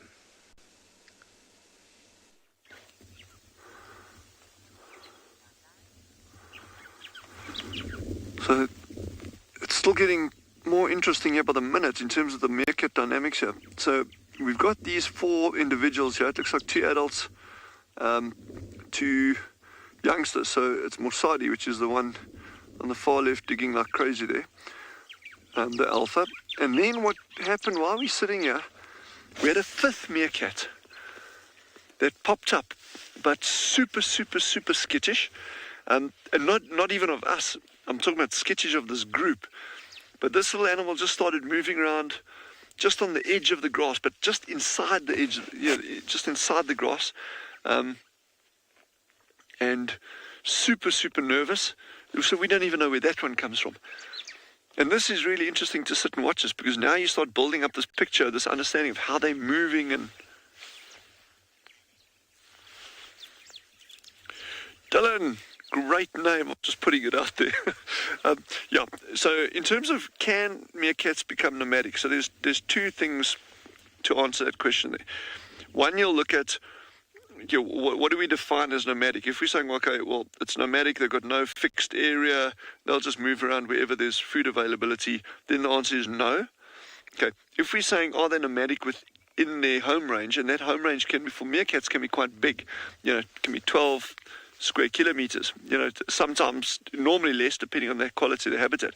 So within that area, they'll move burrow system sometimes every couple of days, but not normally. They can cover a big area within that and at times there. But then there gets the interesting part. And remember I just said there was this individual that arrived here now, super shy. We don't know where he came from. We don't know what's going on there. We don't know what group he comes from. And what's interesting there is that individual could be moving from another colony somewhere, and that would be the nearest that I would say we'd get to meerkats being nomadic. In other words, that little individual could be dispersing, and in order for him to survive, he actually needs to join up with other meerkats, whether it's other dispersing individuals or try actually get his way into a group of existing a colony that already exists. Either one of those, but that could take weeks sometimes for him to get that right. So during that time, he would be nomadic. But the traditionally accepted view of being a nomad and just kind of like wandering across the landscape, meerkats don't do that.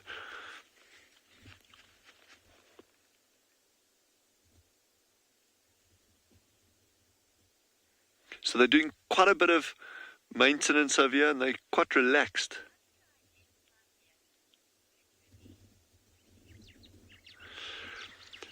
Dizzy, and I hope I got the name right there.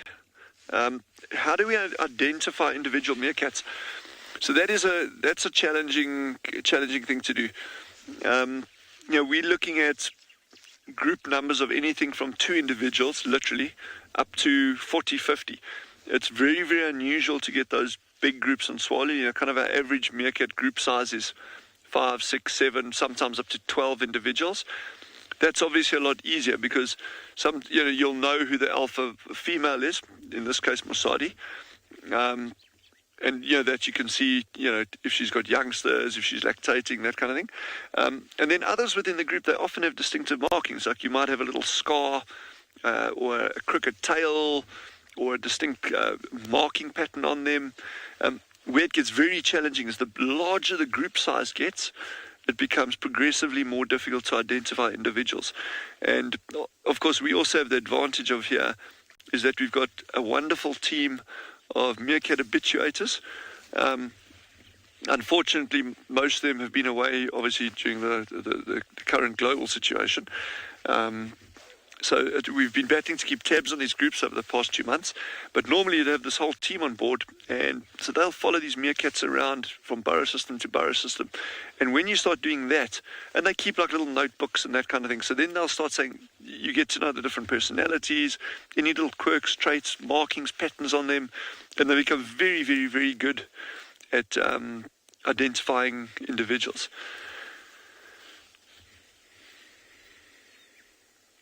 It's a lot of, but this is not even just burrow maintenance. They're actually foraging close by to this burrow. So going on the signs, the evidence that I'm seeing at this burrow system now, and bearing in mind that this is the first time that Jandre and I have actually been to this particular burrow system. And Rebecca located them here yesterday. I'm not seeing a huge amount of sign that they've been, or any meerkats have been around this area for a while. So there's probably good foraging to be had here as well.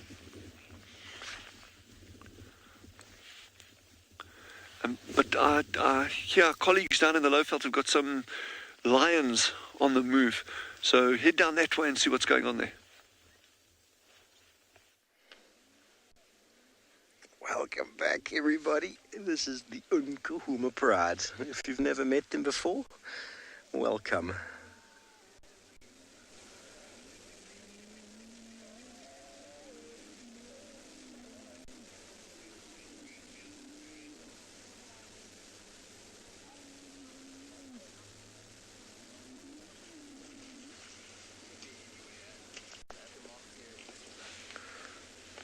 I was just keeping quiet there so you can hear all these little greetings. Even though Pride left the cubs not far away, it's almost like they've been separated for days.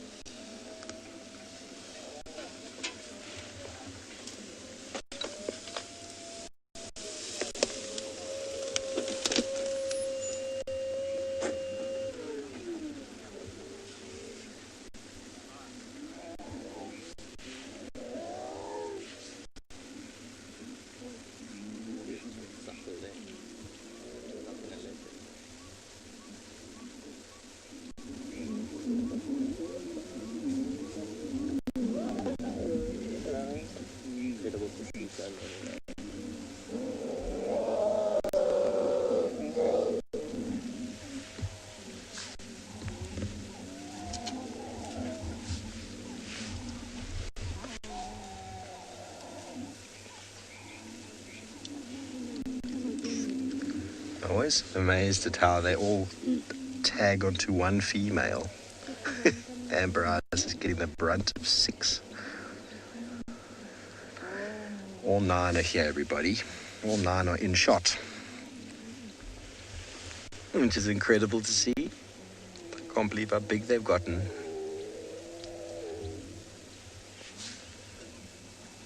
They were all the size of that one on the far right last time I said, except for that one, which was very small.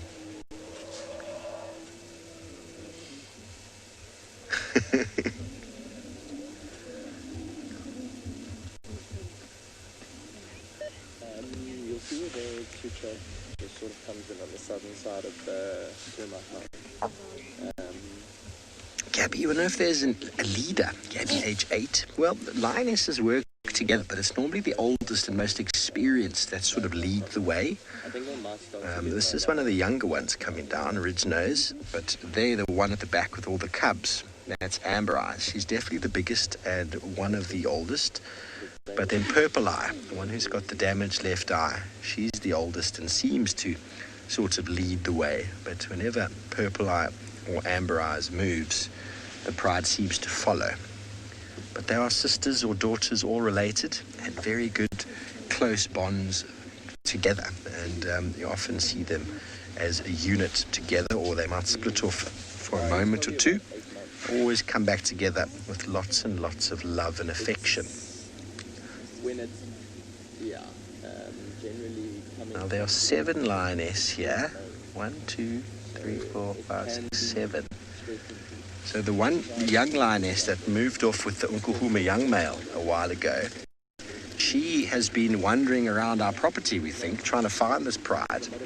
So it's possible she actually might be on Djuma somewhere. It's very hard to track one lion on its own. The pride is much easier. So there are only 8. There's only 7 now. And so you got a young lioness. She ran away with the young Nkuma male when he got chased away from the pride, and she stayed with him. And now he's been accepted into a coalition with another young male, and also been spending time with another pride who've since chased her away. So she's now looking to try to catch up with her pride members again. She was only like a late sub-adult teenager last time we saw her. It's been some time.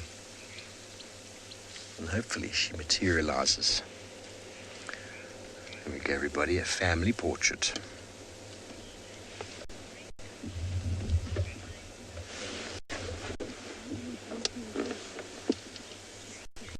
Yes, that is the case. The lions are the only social cats. Now, you don't find any other cats in groups unless they are mother with cubs or kittens or a mating pair. Other than that, they live very solitary lives. And lions have evolved that way because it's very difficult to evolve a body. A body takes time to evolve. Size takes time to evolve. But to just accumulate or change a behavior is much quicker and easier to do than it is to change an entire body mass. And lions, leopards came from a very similar background, with the opening up of the savannas, created much larger feeding grounds for animals that became bigger, such as buffalo, giraffe. And the lion got to as big as they could, really, from an energy point of view. If they got any bigger, it would be very difficult for them to move around and to support themselves from a diet point of view. So instead of getting any bigger, they just formed prides, which became very social, and those that formed prides became much more successful than those that didn't. And also it's easier to defend an area when there's more than one. And so that social behavior of lions dominated. Bear in mind, probably somewhere along the line there was more than one species, and depending on the social structure or the behavioral changes, the more successful adaptation would have survived or outcompeted the other. That's why you see such vast differences in landscapes between different bird species and different mammal species with regards to size or neck length or shoulder height or body mass. 2 animals that are very similarly related, the stronger of the 2 always outcompetes the other.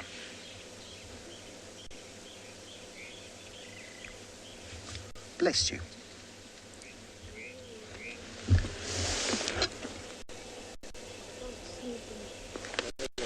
There's Purple Eye over here, Darby. This is the oldest here.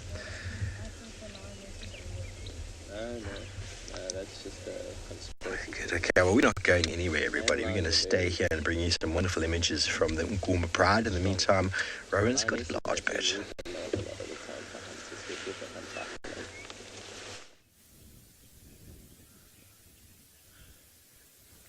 And it just moved behind. Okay, it's going again. So we found a common ostrich, which, in all honesty, is not really that common on and beyond Ngala. It's, I think the last time I saw an ostrich was years ago. So there's a nice male. You can see very, very black on the sides, naked kind of neck, also naked legs. But nice to see an ostrich on and beyond Ngala. I don't think they don't really do too well here. As you can imagine, good food for cheetah, good food for leopards, lions, although they are rather, or known to be rather aggressive. Massive, massive, massive claws. So yeah, just very odd to see. Yeah. I think Eric had the same one yesterday, just the cell phone reception was a little bit down, so we couldn't show it. And it's funny, we found him in exactly the same spot. You see that long neck moving away from us, so slowly walking away in an easterly direction now. But no sign of any other ostrich here, just the one male.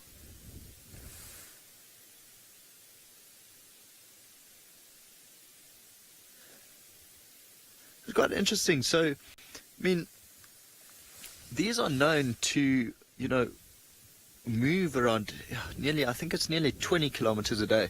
So not too far, but this guy is in exactly the same spot.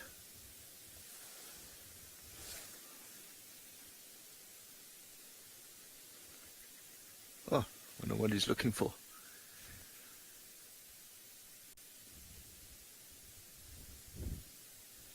What are you doing?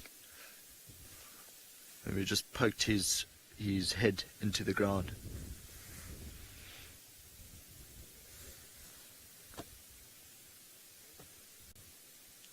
Maybe there's a nice small succulent plant there he's deciding to feed on. Not too sure. Actually quite funny. Having such a naked neck, sometimes when they pick up a root or succulent, they'll swallow it whole. You can actually follow the lump down the neck.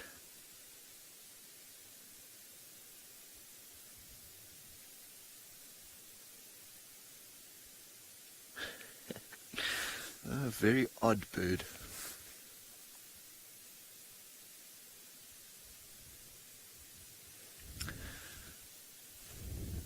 So the reason why we're so surprised to see this guy, they are territorial.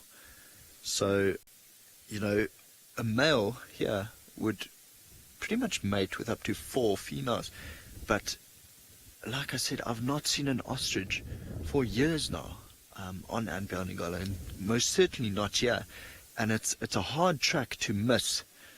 So I wonder if this one's trying to set up a territory in this area.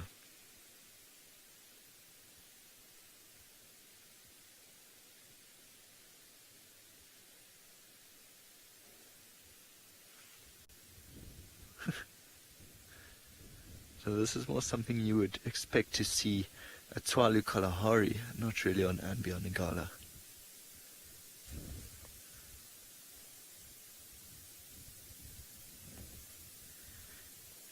Shelley's asking if it's common for a common ostrich to travel on its own.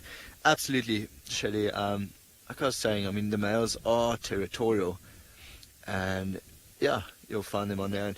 The last time I saw an ostrich, it was actually a female with 10 little chicks following her. So you'd find that females and the chicks together, or a male and a female together if they are mating or copulating. But otherwise, yeah, alone is perfectly fine. Perfectly. Odie, that's quite a cool shot. You just see the neck above the dark grass. So yes, Shirley, it's quite common, quite normal.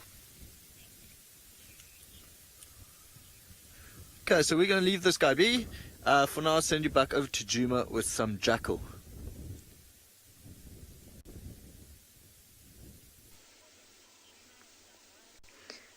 Guys, this is awesome. These are a pair of black-backed jackals. we've been very patient. We saw them on the other side of the road that runs parallel, and then we came back onto our western boundary. So we're on a main road, and we stopped quite far away from them so that they could come to us. And lo and behold, they are coming. This is awesome. I haven't seen jackals very often.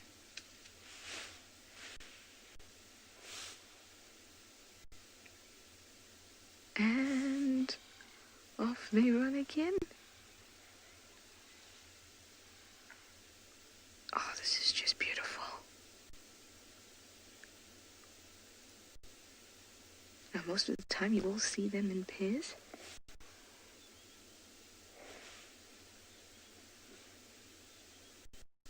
I'm hoping that if we sit quietly, they'll actually come past the vehicle so we can get a nice view. So let's just sit quietly and watch.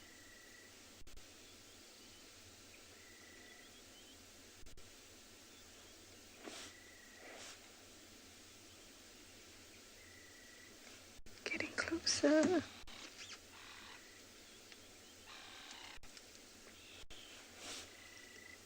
Ah, really nice and close now.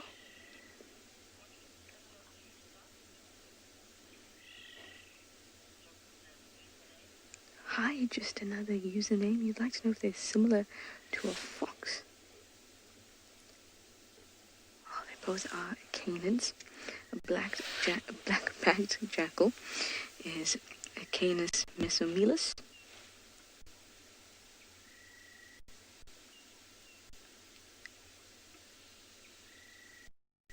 You can definitely see the resemblance with a fox. Oh, this is beautiful. Right at the side of our vehicle now.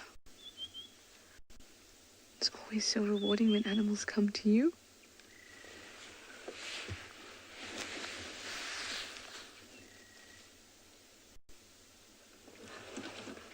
And giving BK a bit of trouble now going around.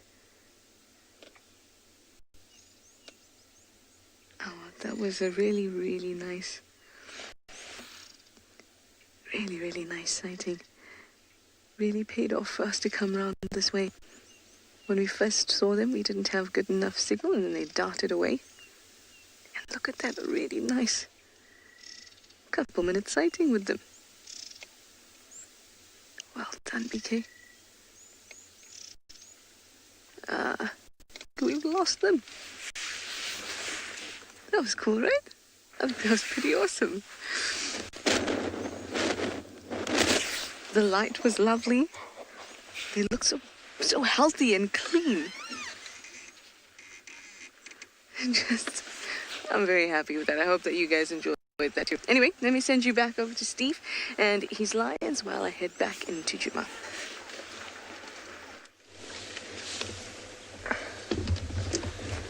Thanks, Trish. How awesome. Jackal. We don't really see them that much on Djuma, as much as we'd like to. I know Rebecca, who's directing, loves jackal. She goes a bit crazy for jackal, so she was very happy to have seen those.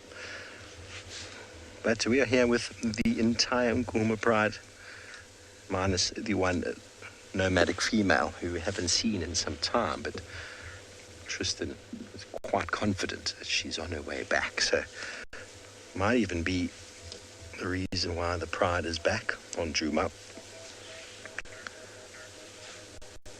They might meet up. It is always an amazing experience to see lions that haven't seen each other in a time. Pride members reuniting. Very heartwarming. Hello, Hadrian. You want to know when males grow their big neck hair? Well, Hadrian, it is a genetic thing. Genetics passed on from dad, depending on the dad sort of growing up. But there's quite a few sort of dynamics behind it. You start seeing from about a year to 2 years. During that period, you start seeing a bit of fluff and hair growing on male lions. We saw that with the Nkuhuma young male who left. He had that, and then suddenly, out of nowhere, it all disappeared. And some people even confused him for a female because he lost his mane. There's some talk behind mane development having something to do with testosterone. and how males, when they start fighting and becoming aggressive, start getting more and more mane development. Now, the Nkuhuma young male was in this pride with females only. He was the only boy, and he was big enough to compete with all of them without really having too much of a challenge. So it's possible that that didn't instill or push any testosterone in his system, and maybe that's why he lost his mane. But young males between 2 and 3, it starts becoming quite obvious, the mane development. You even see some of them with a proper little mohawk on the top of the head. But by the time they're 3.5, 4, the mane is almost pretty well established. And then from 4 onwards, it gets very thick and very dense. And obviously, the color, it can go from brown to black or can stay blonde, is also dependent on who dad was and the genetics of the pride.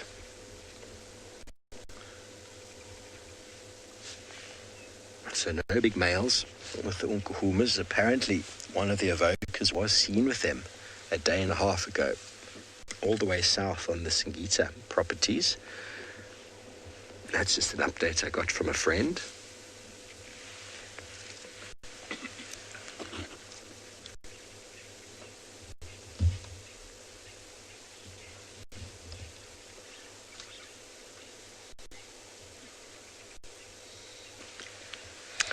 So, as far as I know, the Mapochos did have a stint up here with the Nkuhuma pride, killing some of the pride males back in the day. And there was definitely some breeding with them. So there's definitely some connection between them. But with many of the prides that you'll find around, there's some connection because prides get to a certain size and they split up. For example, the Torchwoods, as well as the Telematis, there's evidence of these prides once being united and separating. As, for example, you can see now there's 7 females with 9 cubs. If these cubs get to a certain size and start competing a lot, the pride gets so big and manageable from a food point of view that you might find 3 of the females splitting off from 4 of them and taking their cubs with and forming a completely new pride. That does happen, but the genetics of the Mapochos runs through many of the prides within the Sabi Sands. They were a formidable coalition that really did dominate all the way up in the north here and then moved further south towards where the evokers, or should I say where their Birminghams moved to, and now some of the evokers have gone to as well. Seems to be the prime real estate as far as the lions go. They all somehow come through the north and then make their way down to the prime game viewing down there. That seems to be the way of it. Why exactly, I couldn't tell you.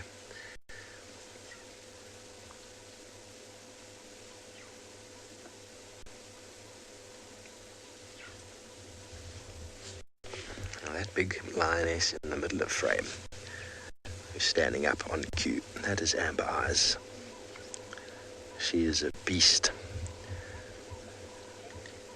A formidable big lioness. Okay, well, it sounds like Anbion Ngala has found a jackal as well, so let's quickly send you over there.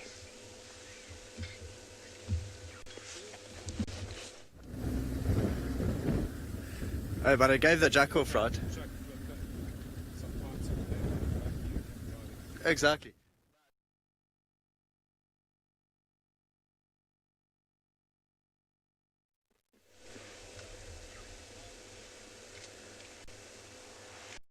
Okay, you're back with us, everyone. Not sure what technical issues have happened there, but that's okay. We've got some wonderful content in the form of the Nkuhuma pride perched on top of a termite mound. You can almost be certain they won't be going anywhere from here today. And we'll find them right here and around. Although there are some watchful eyes looking out for some prey. Maybe they'll pick up on the smells and sounds of the buffalo. Buffalo on the other side of the property at the moment. It's almost certain that they tracked them towards this area and then decided to check on the warthog burrow first of all. Not a good time of year for warthogs. That's for sure.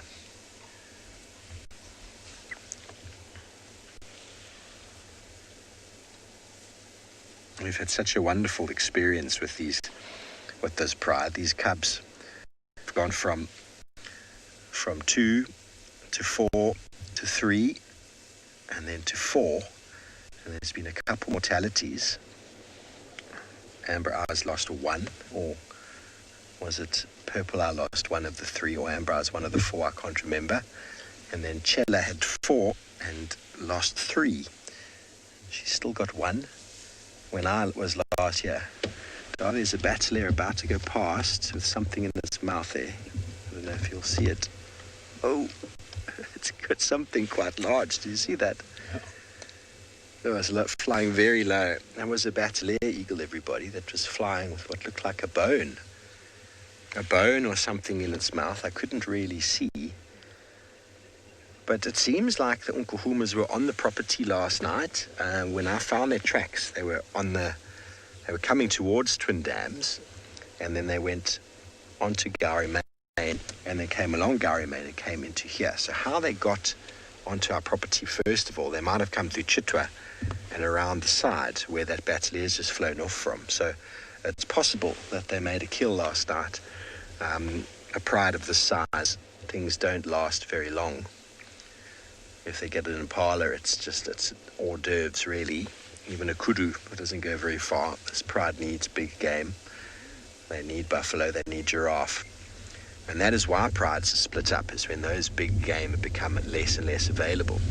Obviously, you need the numbers to pull down the big game, but when you've only got small prey to feed on, the competition becomes so immense. The weakest in the pride struggle.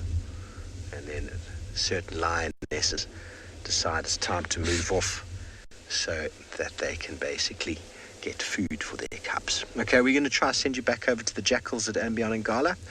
Hopefully it works this time.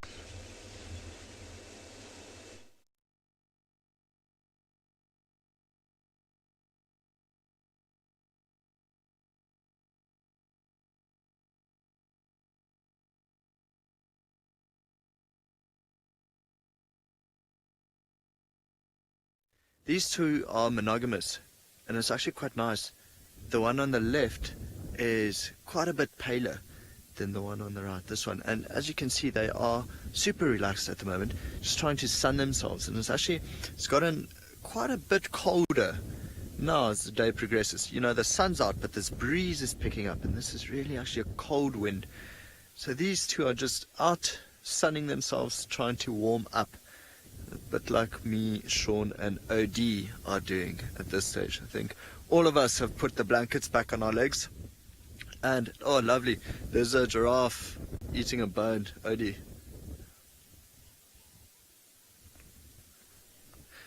Alexis, who's 5 years old, is chewing the bone now. So, of course, just getting calcium from that bone, which is why the giraffe picked it up. So you're just trying to get the calcium. It might go down again and pick that up. So Alexis, jackal and wild dogs, they are both part of the canine unit of family, Canidae. Hyenas are not, however. So hyenas and jackals are not related, whereas dogs, jackals, wild dogs and wolves are all from the same family. Back to the jackal. Still just peacefully sunning themselves. You can see actually their eyes are starting to go a little bit closed, like a happy dog in the sun. But very, very, very aware of everything going on around them, especially in this wind. You know, this wind changes things quite a bit. It's noisy. It's noisy in the grass. It's noisy in the leaves around them. And of course, they can only smell things from one direction. So they'll have to be constantly aware of everything going on around them. So they'll turn their heads quite a bit this way and that way.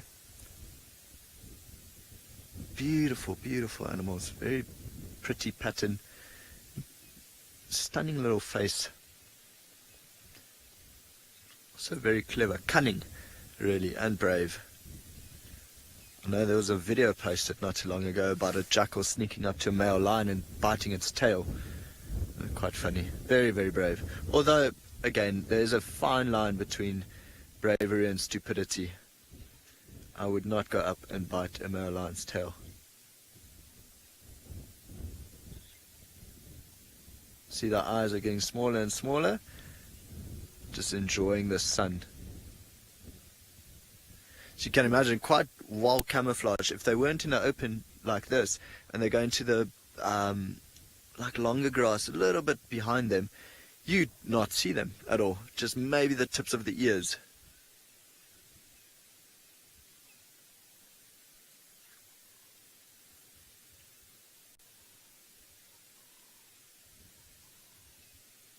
Oh, so nice with the sun heating us up. Okay, we're going to leave them be. Let them sun themselves. Let them enjoy the sun coming up. We're going to go back north in the other direction. See what else we can find. On the way here, it looked like we had two big male elephants. Little bit off the road, but they looked like they were coming closer towards the road. We're going to see if they are actually on the road. Okay. A beautiful open clearing here. This is known as Manyaleti First Clearing. So just off to the side, lovely view of the Drakensberg Mountains. So last night was a strawberry moon, and we were all hoping to catch this moonrise, and of course it was just cloudy everywhere, so no moon at all.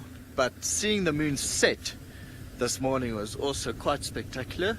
So we're hoping that tonight this cloud bank here to our right would fade away and we get to watch the moonrise. Okay, let's see if these elephants are anywhere close by. Yeah, there we go. You can see the bum of one. And the other one is walking away a little bit further. So actually going to go a little bit closer to them. See the big bum?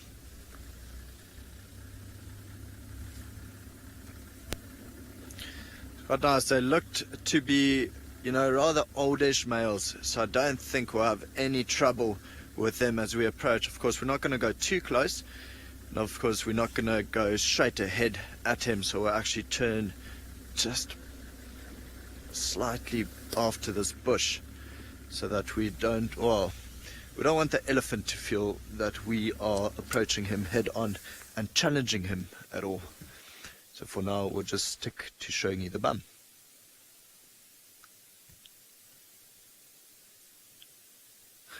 Looks like he's trying to pull grass right below that quarry. And what he was doing was he's twisting grass around his trunk as much as possible. I think just trying to get as much as possible.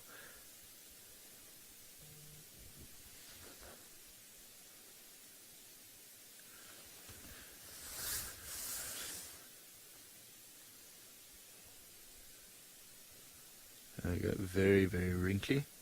Got quite a nice set of tusks on him, and a little bit dirty, except for the ends. I think he might have just been playing around in the mud, maybe even trying to dig for roots or tubers or something like that. You can see the end of it is now clean, so maybe he's been trying to cut grass with it. He'll pull it with his trunk and then use a tusk to cut it, so it might have just cleaned off the tips.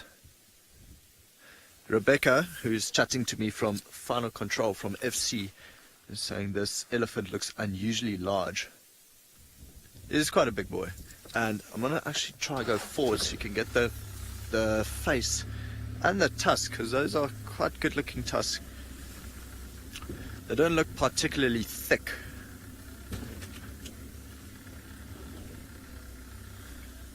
Just going to park us like this. Odie, does that work?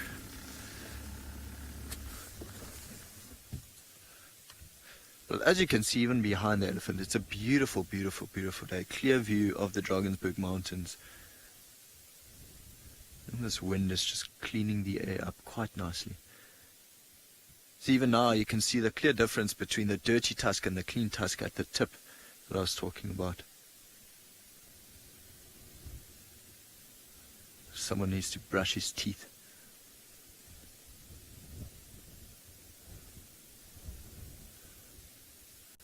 It's such a beautiful animal. Even seeing his eyes, they're not wide open at all. It's almost like he's sleeping and walking and feeding at the same time. There's a lot of multitasking going on. I like watching them walk. It's like there's no rush in the world. Just slowly going towards another clump of bushes to feed on.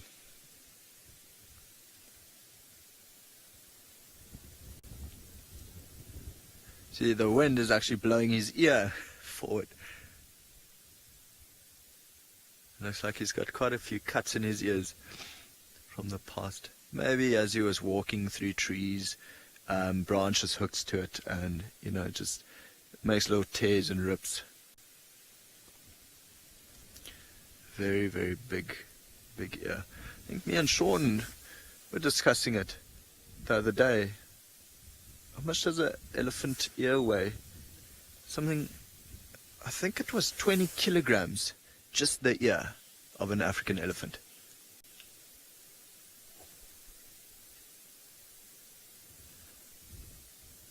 I always find it very peaceful watching them. Well, if they're in a good mood. As you can see, this guy's didn't even turn his head to look at us while we were driving towards him. Quite nice. Very, very relaxed.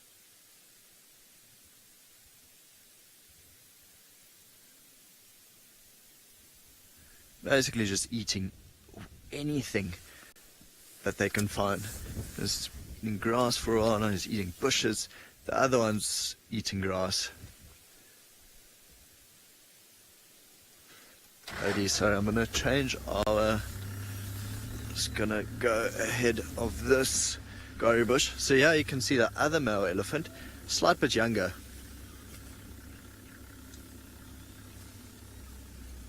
Oh, okay. Sounds like the lioness that Steve's with is up and alert, so we're gonna send you back over to him.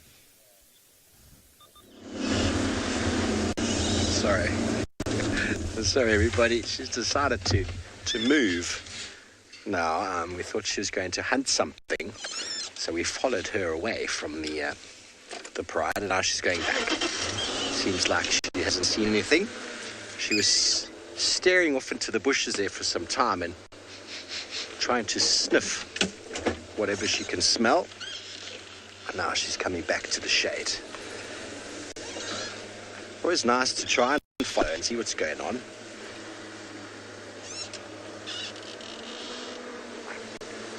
Oh wow, well, let's quickly send you over to Tswalu. They've got something very interesting.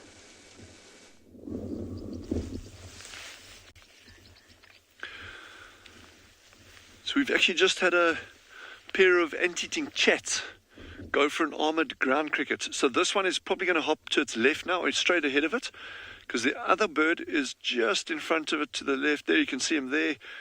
And they actually caught an armoured ground cricket. We missed the actual kill, but they were hopping around and shaking it around and pulling it to bits and pieces. It was a bit gory, but it's interesting to note that these birds are even eating those armoured ground crickets. And, too often you hear people, no, nothing eats these armoured ground crickets. They're disgusting things. They are incredibly important for the environment. And those of you who've been following us or joining us on the game drives the past 2 weeks, you would have seen that Jandre and I've kind of taken a bit of a liking to armoured ground crickets. But the numbers are really dropping off quickly, but they're still an important food source. And while we're at it, I just want to say, Melanie Mark II, Gibson, Mel Gibson, he's got some decor, but he's still with us, yellowing a little bit on the outside, but still doing well. Can anyone identify what feather this belongs to? I mean, what bird this feather belongs to? Who does this feather belong to? And don't say the melon, because it's not. Because we know melons don't grow feathers. So if there's a quiz for the day. Anyone can tell us who this feather belongs to. It'll be pretty cool. All right, but think about it and come back to us with the answers. We're going to carry on ambling up here and see what we can find.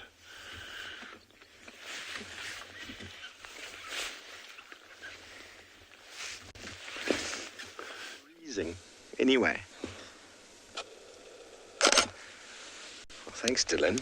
What feather have you got in your cap, I wonder? Who knows? I'd like to see it too. It's probably some bird I haven't seen before. There's many birds over that side of the world I've yet to tick down on my list. I spent a bit of time in the Namibian sort of Kalahari, but not in the Northern Cape. So the Northern Cape is definitely on my bucket list of things to do. Trishala was back last night, and she was chatting a lot about her little experience there, because she went over with Alex from the tech team and Genre to help set everything up. So she was telling us about how wonderful it is. But I know that part of the world, when I was in Namibia, I saw aardvark and bat-eared foxes on my first night, and 7 aardvarks in a week, and pangolin in my first week. So that part of the world is where you see those little things in abundance.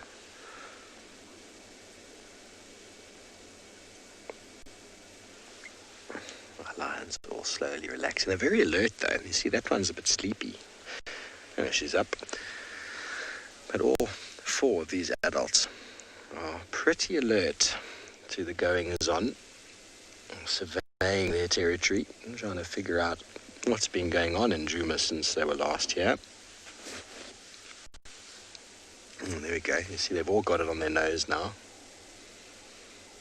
Now tell me lions don't hunt by their nose, everybody. And I'll tell you, they do. Okay, so one lioness could smell something before, and that's got it going, and now they can all smell it. And this is what we've been waiting for. Okay, I'm just going to slowly reverse backwards so that we can get a better view. The lions are starting to jog down the road there. That's not a very effective way of hunting. It's not a very effective way of hunting. When they run like that, it means it's an animal that they don't really have to stalk up to. It means it might be buffalo. Hunting buffalo is a very different strategy to that of stalking concealed and fast, elusive prey. Buffalo herds, once the pride finds them, they've got very particular strategies with regards to hunting them. And it doesn't normally require any stealth. The herd cannot really get away. As James Hendry always says, if the buffalo just knew that if they stood their ground, they would be formidable and unbreachable. Let's see if we can just slowly track behind these lions. We're hoping for a little bit more of a downhill there. Apologies, I'm going to have to start up again. Dave likes these nice slow tracking shots, don't you, Davy? Let's go slowly behind them. Fortunately, that if these lions go too far, they're going to cross into Little Gowrie. But the smells that they're picking up on could be coming from the other side of the boundary. It's hard to tell. Okay, I'm just going to stop here because the wind has really picked up. And the lions have responded to it. And it's very obvious to see how all 4 of them and all 3 of these ones have definitely picked up. And now they're listening. Smell is blowing directly towards them. The lioness in the front looks like she spotted something. She's unsure.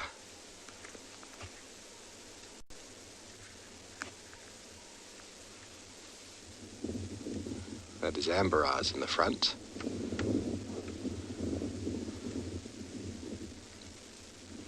And we were discussing earlier who is the leader. When Amber Eyes gets moving, things happen. Now, just to pre-warn you, if anything does happen here, you see how the lionesses are now splitting up, 2 there, 1 to the right. If anything does happen here, I just warn you that it can sometimes be quite upsetting. So, but it is wild, it is what nature does. And if those sort of things aren't your cup of tea, then rather just look away. But the sensitivity behind hunting and kills is quite crazy sometimes. But the animals have evolved to avoid being detected, to avoid being killed, and the lions have evolved to be better hunters. And it's an arms race constantly. Lions get better, and the prey gets better. But it's never the easiest thing to watch if they do catch something. But their success rates are often very low, around 20%. And obviously some lions are better than others, and in a pride, hunting is easier, and wind plays an important part as well. Well, they're going straight to the boundary. these 3 lionesses. Let's try get onto the side of them and see if we can see what they're being or smelling. But there's a very good chance entire pride is going to get up and follow them now. The wind blew in our favor for a moment, got the Nkuhuma pride onto Djuma, and now they are leaving. Don't leave. Oh, sorry, Darby. Don't leave, Amber Eyes.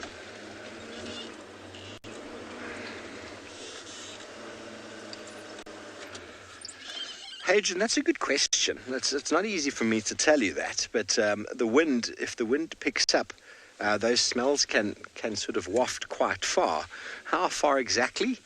I would say probably no more than 1 kilometer, but I really am not sure. It depends on what smells are in the air. The smell of buffalo dung, for example, can be wafted quite far, but then the smell of a dead animal is far more attractive to a lion, because that's much easier. A dead animal smell, or the smell of a stomach content, when a leopard lifts it up a tree, and that sort of smell is so inviting to hyena and lion alike, as well as to leopard. Oh, they're going to walk behind us. No, turn. Hello, beautiful lionesses. So she's running now. Amber Eyes is on the trot. Unfortunately, everybody, we cannot go on the right over here, but these 3 lionesses are running into the bushes there. Here comes a 4th lioness running.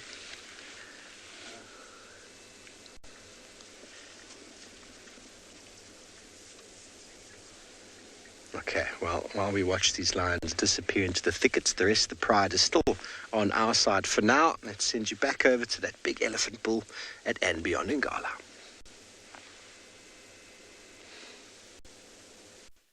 Live. Okay, so we are still with both of these elephants, and they just slowly ambling around, eating here or there, and it's quite nice to see, not really fussed about what they eat, especially this time of year. So, you know, they'll go to a guarri tree, eat some guarri, then they'll go to a resin bush, eat some resin bush, and then they pick up grass and just eat grass. So anything to fulfill that basically 250 to 300 kilograms of food a day. So they are literally just going to eat all day. And then, of course, with that is also a lot of poo. So they eat, they fertilize, they eat, they fertilize. Wonderful animals. But especially now in winter time, you know, the grass is dry. There's not really too many nice leaves stuck on marillas or even knob thorns. So they are literally just trying to eat anything to maintain their size. See, the one is out in the open now. They basically just right next to each other. We are pretty much 50, 60 meters behind them and just keeping a safe distance. And they haven't reacted to us at all. Not even once whatsoever, which is nice. So what I'm going to try to do is go to the right of them, because we've got the sun on our right. So it might just be nicer with them walking basically away from the sun, but we'll get a better view from this side. Nice if we could line both of them up. See, the younger bull, a lot like thicker tusks.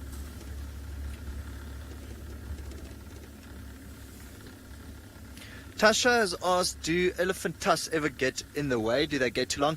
Tasha, it has happened before. Don't know if you've ever heard about tuskers, so elephants with very, very, very long tusks.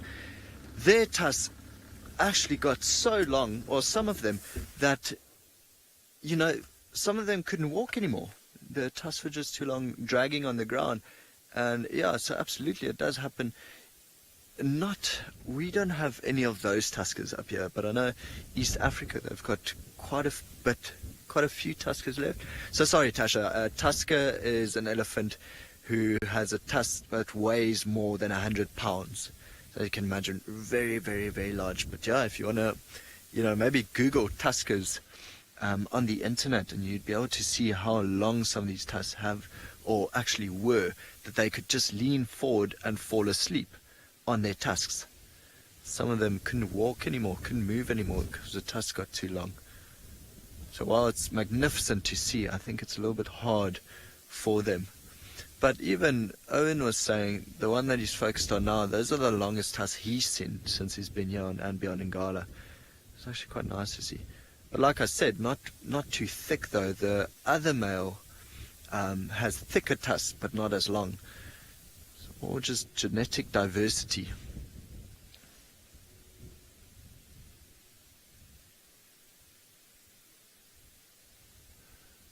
I mean, a lot of fun following them. Very peaceful. Okay. So we might stick with them for a little while longer until they go into thicker vegetation where we're not going to follow them and crush over bushes. But for now, send you back over to Tswalu with some mongoose.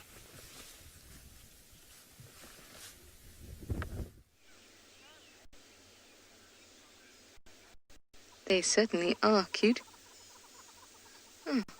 They didn't like me saying they're cute. No, it was the sound of the hornbills nearby. Can you hear them? I'm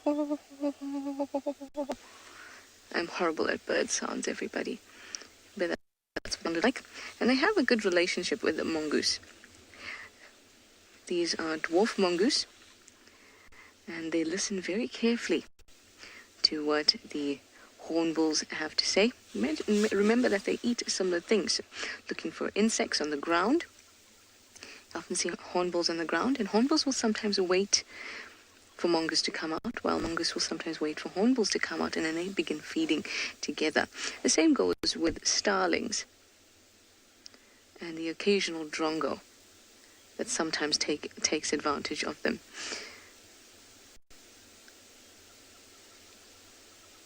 It's nice and warm now. They like the warm weather, and they wait for the sun to rise.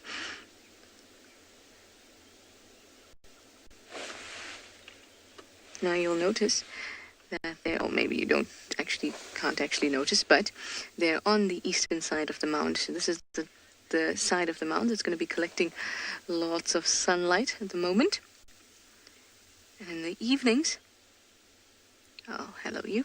In the evenings, they'll be on the western side, trying to follow the sun. Remember, they have small bodies, so they're going to be losing heat quite quickly. So they want to keep it nice and warm. So morning routine includes getting out, sunbathing, grooming, and then going out to find some food. That's a pretty good routine.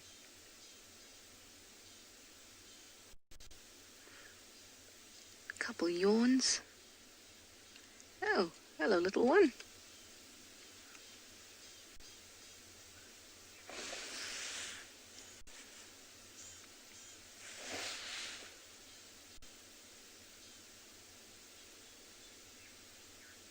Too sweet. I love these guys. I really do. Well, I mean, I love all the things. It's very hard for me to choose favorites. It's probably the worst thing I can do is choose a favorite.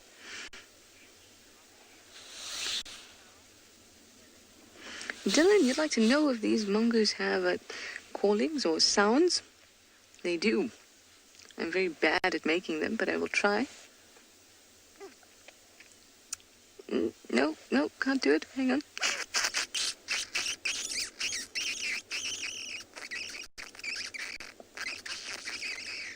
That was not my mic breaking up. It was, in fact, me attempting to do a dwarf mongoose call. They're basically sharp, high-pitched calls, yeah, and the squeals almost. When I hear it, I will point it out. The me you're hearing in the background is a rattling testicular that's unhappy about something.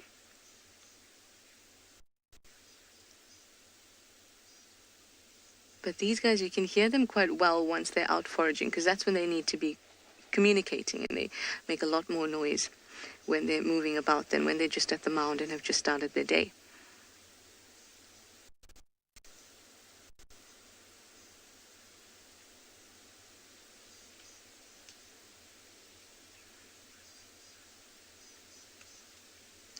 Now, these guys can also be habituated. You've been spending some time with Dylan at Tswalu, and he's shown you the meerkats and how you can spend time with them and habituating them.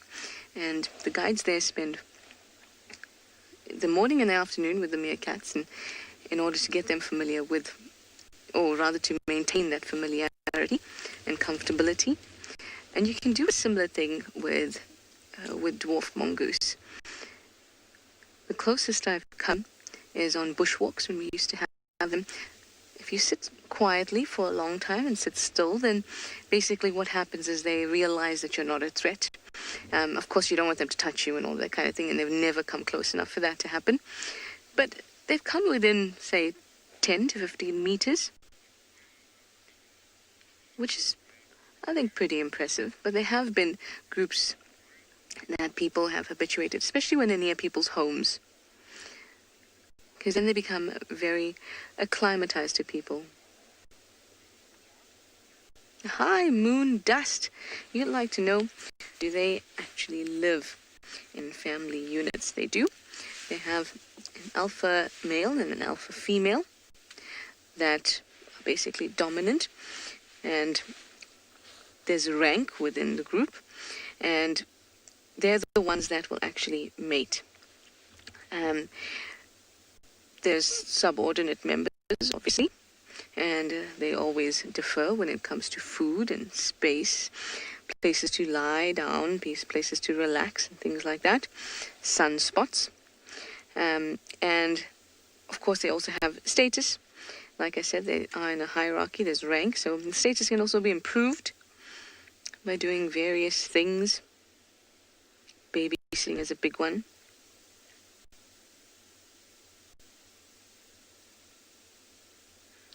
And you'll see that they have a very, I would love to witness it, but a very strange way to determine who's going to be dominant once, say, one of the alpha pair has died, which they have a groom off.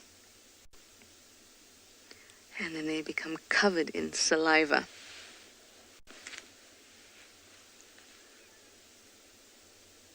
Which I think is quite interesting.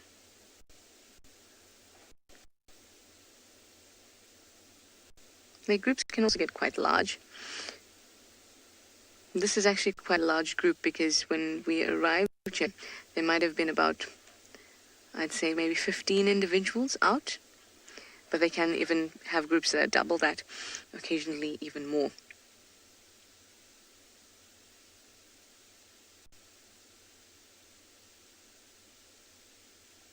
So when we were talking about that alpha pair,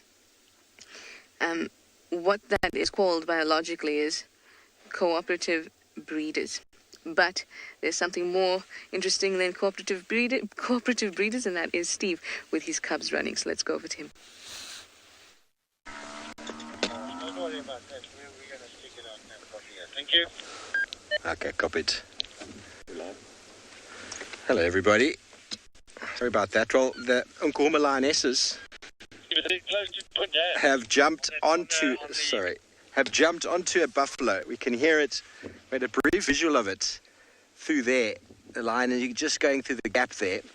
You can't hear it now, but this like the whole pride now has come and joined. And they've run across the road.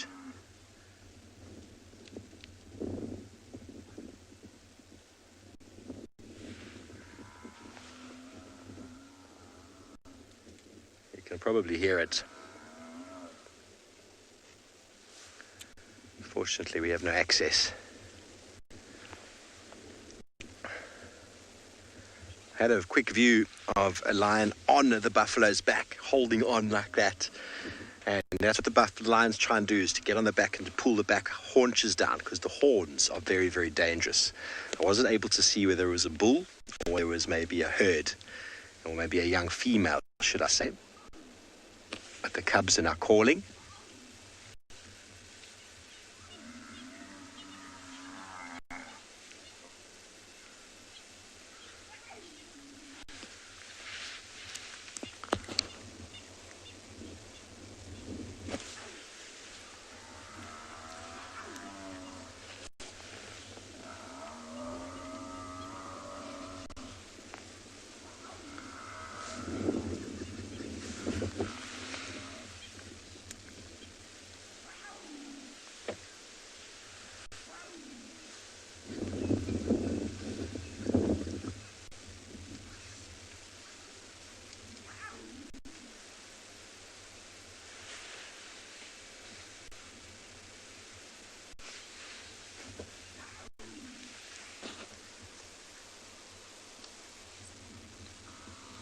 Okay, everyone. Well, we're going to try to see if we can get a gap in the vegetation and see what's unfolding. Meantime, over to Tswalu Kalahari with another antelope.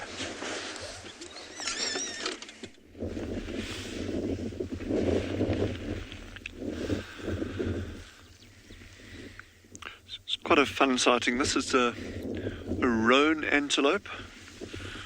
It's a roan antelope male. Quite rare these days in most reserves, although we've got what seems to be a good population on Tswalu. We're not sure of the exact numbers, but it's a growing population, doing really well. And interestingly, if you look at the historical occurrence of large mammals, not just large mammals, but anything, you can look at historical records, early explorers, early hunters, missionaries, the local people, local cultures that recorded what game was in the area. If you're starting a reserve, you can say, okay, well, what animals occurred, and you can look at those kind of records. And the roan antelope, the species that we're looking at now, is actually one of those that had been eradicated from these areas probably going back 100 years, no, probably even more than 100 years ago. And yet there's a lot of records of them in this area. So this is just like one nice example of a species that's actually been reintroduced into these areas, and it seems to be doing well. There are obviously other species in other areas where it becomes a little bit more challenging. Sable are a really well-known example in South Africa that used to occur over a wide area, and to the point that they were so abundant that they were frequently used as rations. That's how commonly they were encountered. And yet these days there's very few reserves that you can go onto and see any appreciable numbers of sable, as an example.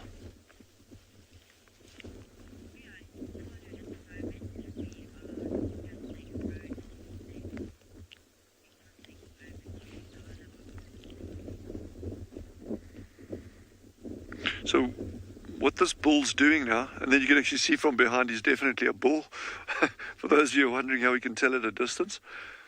And also your bulls tend to be solitary as opposed to your females moving in herds. You do get bachelor herds of males, so you can get 4, 5, 6, 7 males moving around together. But these older bulls tend to go by themselves. And what he's actually doing now, he's actually foraging on a creeper, and I'll show it to you now. I'll bring a piece there. It's like really dry and scraggly now. You'll see if I crush it, it just literally goes to powder. But it's still very nutritious, and it's called a gemspak cucumber. So it looks kind of gets that size, very, very spiky fruit. Everyone loves eating it. So the porcupines, antelope, a lot of things eat it. But those have now passed over. But these dried stalks of the creeper are still all over the ground. And that's what that roan's actually walking around eating. We were watching him picking it up earlier.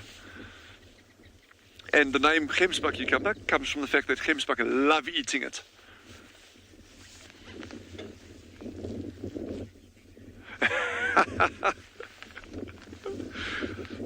Ostrich feather, we have a winner. Ostrich feather, well done, Megan. Good job. I think that was one of my easier quizzes so far. But Jandra and I will come up with a cunning one tomorrow. And just out of interest, if you look closely here, we've determined that Gibson, or Mel Gibson, is a seedy character. Look in his mouth. You can start, as he's drying out, you can start seeing the seeds there. But so we're going to amble down this road and see what else we can find for you. And in the meantime, head back to our colleagues in the low veld and see what they're up to that side.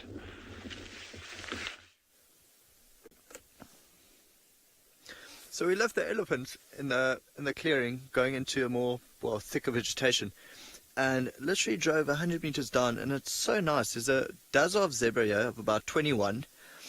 There are 3 wildebeest lying down behind them, and then a number of impalas, males and females, all mixed together. And again, it's this weather, it's this wind that is just, causing this. They don't want to move too far because they can't hear things like they usually would. They're just hearing the grass and the bushes blowing in the wind, so everything's making a lot of noise. And And of course, they're only sniffing things from the southeast, from that direction. So they would rather stay here where they know it's safe. It's very nice and open. The grass is quite flat here. So everything's just staying together. And yeah, 21 zebra. It's quite the dazzle. Very nice. And it's weird to see, but they're in groups of like 4 here, 4 there, 3, 5, and so on and so forth. You can see a number of them actually starting to wake up. So every now and then you just see a zebra yawning or stretching or even rolling around on the ground. But for now, I've only seen the one stallion. But beautiful setting, backlit like that. Nice to see all the animals together like this. Of course, more ears, more eyes, better security, which is why you'll find the wildebeest here with the zebra, with the impala. They're not going to eat each other. None of them hunt the other one. And I think wildebeest and zebra, they eat different lengths of grass. So even that, they're not really competing for the same food. Whereas impalas can eat both grass and browse from bushes. It's lovely. Different species mixing together. The wildebeest being the laziest ones. I can't even see one wildebeest standing up. All of them are lying down. With a zebra, it's only one zebra lying down.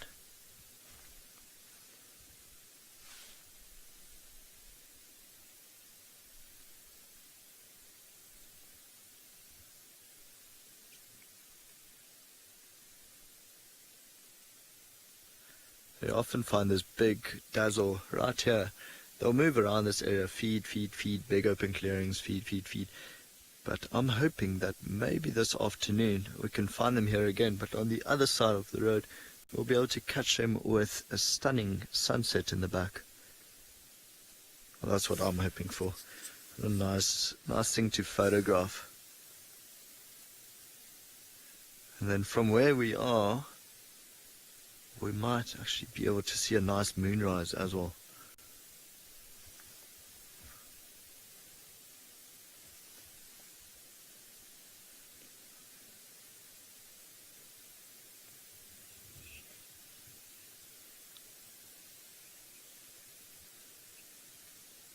Okay, so it seems we've got 20 minutes left, but yeah, we would love to hear from you. Comments, questions, please send them through. #WildEarth on Twitter and Twitch, or if you're watching on YouTube, @FC, and then they'll send their questions straight through to me. For now, we're going to leave these zebras, let them slowly wake up. You can see all the tails wagging, starting to shoo away flies or any other parasites might be biting them. Let them be, let them feed, have their breakfast, wake up slowly, and then we are going to head onwards back towards the Timbavati River, which is in that ridge over there. See what else we can find in these last 20 minutes.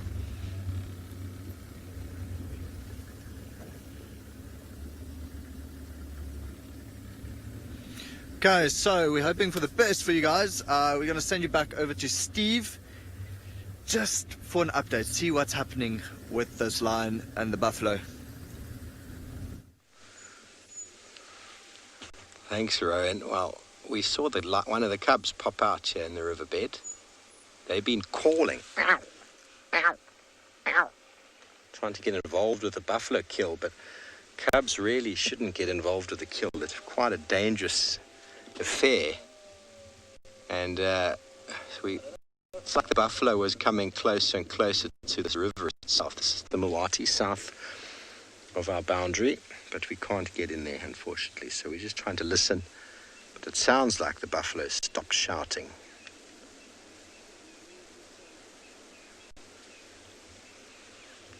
Exciting. Not so exciting for the buffalo, of course, but we spoke about how the lions are moving. That very deliberate movement is how they hunt buffalo. No need for stealth. Now pick an individual, either a lone bull, or try isolate a member from the herd, ideally a youngster, but it looked like a big one that they took. I wasn't sure if it was female or male. I just saw a lion getting a piggyback ride. That's the way it is. Sometimes we're lucky. But if they do make this kill, that will be them on that for a few days. There goes the cub. There goes the cub. That was one of the little ones. Now I wonder why it's suddenly run across. It probably means that the danger has passed.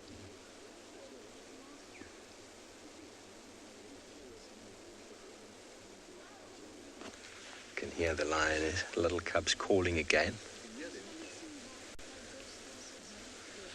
They're joined by the vehicles also trying to get a long distance view.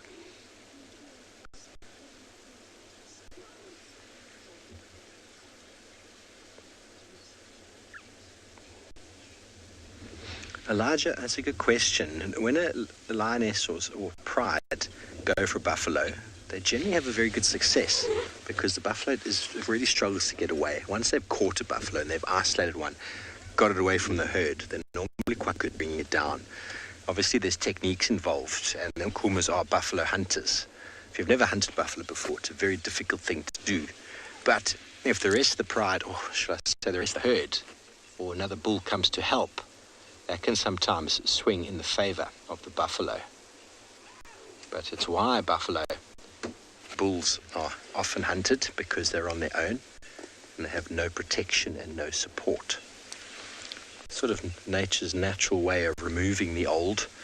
Buffalo bulls on their own are normally old, retiring bulls that have sort of moved away, and they get selectively removed. The fit, strong breeding bulls remain in the herd, and they have the protection of their friends and fellows. Okay, so there hasn't been another bellow, which means I feel like that buffalo has either escaped or been brought down. What are you thinking, Darby? Brought down, eh? It's brought down. And this is Little Gowrie just below us. This river, the Mawati, runs all the way down to Mala Mala. And it's a favourite sort of thoroughfare for many of our animals. Got a hyena in the road up ahead that's responded to these calls. This hyena's thinking, I don't know if I want to go in there. I would like some scraps, but there's no chance I'm going to compete with the Nkuhuma pride.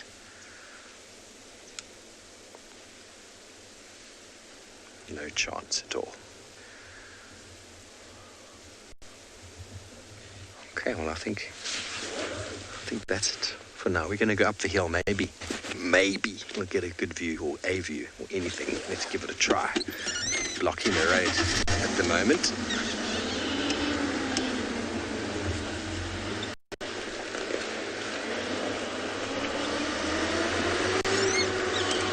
Excuse me for my revs. I'm still in low range.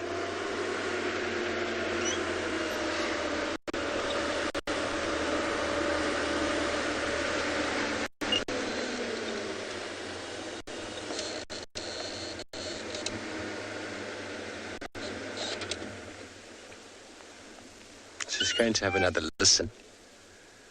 See, lions aren't as loud and as vociferous when they're feeding on a buffalo because there's plenty to go around. The cubs, though, make a lot of noise when there's a kill, regardless of the size, because they're all competing with each other for the best spots. So I'm not hearing feeding noises, are you, Darby?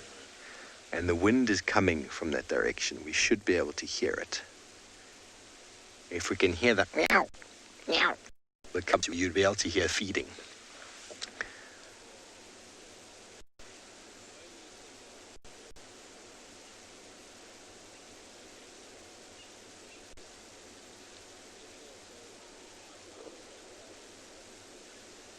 Nothing. I'll move up a little bit further.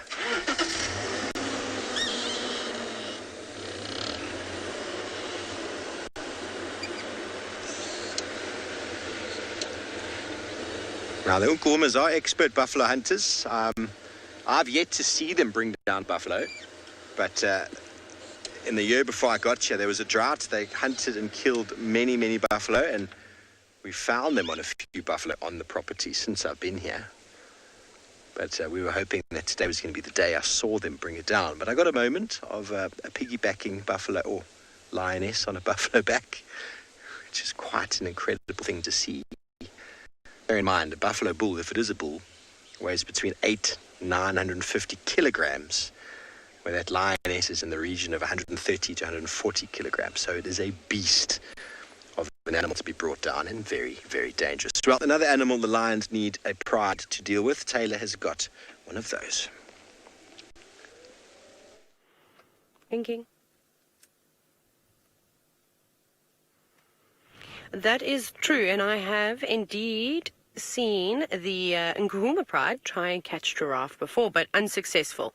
But luckily for these giraffe, there don't seem to be any lions nearby, or none that I can see. But we're back on Pridelands. We've been doing loops and laps, trying to follow up on a female leopard, but unfortunately she gave us the slip, and she was just a few steps ahead. But with these giraffe around and moving through this drainage line that's lined with tamboti trees, who knows what they might bump into. And many times we've seen a giraffe pointing out predators before. So that could be on the cards. There's that one that's just moving very, very far away, but there is a better view of a giraffe. It's just not in the best light, I'm afraid. But perhaps we can have a look at it, because he's nice and close. He's just munching about at the moment. There he is. Look how camouflaged he is. He's shaded in a really big tamboti tree and has just got beautiful dappled lighting now on his face. So you can see he's a mature giraffe. Look at that big lump on his forehead. So not the ossicones, those things protruding from between his ears. But that's very typical of male giraffe, and that's another way that you can sort of ID them, is as they start to get older, they get all these calcifications on their face. And I suppose that also helps as like a bit of a protection to the face when they are fighting one another and swinging those heads around. He's not very old, though. Not too bad. Doing what the buffaloes were doing earlier and also ruminating. Wait, careful. Not afraid to bundu bash. He's just going to charge on through there. But this is a lovely section that we have found ourselves in. We're quite far on the west of Pridelands. And I don't know what this drainage line is called, but it's filled with tamboti trees, and at this time of the year, they're really pretty. Can we have a look, Gert, at maybe this tamboti tree, and then there's that other one that's also going quite red. So at this time of the year, it's really nice. You can spot the tambotis from a mile away because they've got bright red leaves. Those green leaves are now turning yellow and red. You can see over there, and I always say that it looks like they're on fire. So if you're unsure where to find water, or you're a bit lost, you're not going to be looking for all the green trees lining the edges of drainage lines or rivers, but now you can look for the bright red leaves, which is very cool. And the giraffe will feed on these trees too. Even though they are slightly toxic, they are able to combat those toxins. Now, Melinda, if you look closely at a giraffe's head, you can quite easily tell the difference between a male and female, but of course he's going to disappear. But I don't know if you noticed when we had a nice close-up of him that he had sort of balding ossicones. So did you see that? So on top of those the horns, they're not horns, the hair had completely receded, and then with females they normally have long tufts. Otherwise you can look underneath the belly and you can sort of see the bump. That is the sheath of the penis for a male, and then the females of course don't have that. And you can look for their mammary glands between their back legs. I'll see if we can get another view. I think our signal is actually really good in this area. No. Oh, he's coming out, which is awesome. I can't wait to have some big herds of buffalo come through here. There we go. He's come out quite nicely. This is much better lighting. It also just goes to show how big these trees that are surrounding this giraffe, because he's fairly tall. He's not going to get much taller than that. He is mature. There's a couple of big giraffe bulls that roam around in this area, but they're much darker than him. And I think they're slightly more dominant than this fella. They're almost black in coloration. And now he's just nibbling on What is he eating? A knobthorn? Yeah, looks like he's feeding on a knobthorn. One that elephants have tipped over for him. It's a young one. But you can see instead of sticking his long tongue out, he's just sort of nibbling and very gently taking the leaves off of that tree, because the tree is covered in thorns, as the name suggests. You normally see giraffe using their tongues when they're feeding on vegetation that's, a little bit higher than them. Then they'll stretch their necks right up and stick out those very, very long tongues and wrap them around the vegetation and then pull them down. But there's no need to do that. And also, I said, the prickles must hurt on their tongues. As tough as what they are, I still think it would be quite sore. So it's rather better just to pull a couple of leaves off at a time. But that skin around their muzzle will be quite tough too.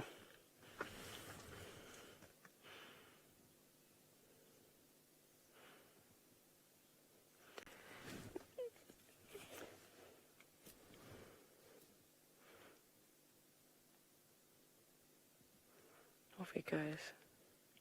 Where are you going? Where's your friend gone? I don't think that they're necessarily friends. Giraffe don't spend too much time with one another. But again, safety in numbers.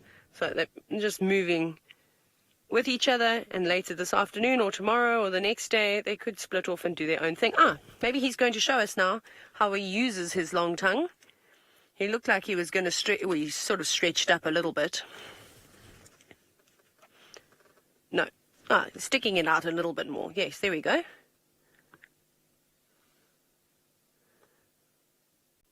Sussing it out. This also is a nice shot of his lovely long eyelashes too. He doesn't know what he's trying to do. Which groceries do I grab from the trees? Very indecisive. Too many options. Well, before Trishala's bird flies away, let's go and take a look at a lovely lapwing.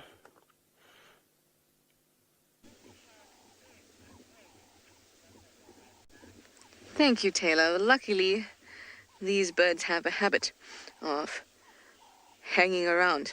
Yes, very long legs, from one set of long legs to another. It is a blacksmith lapwing.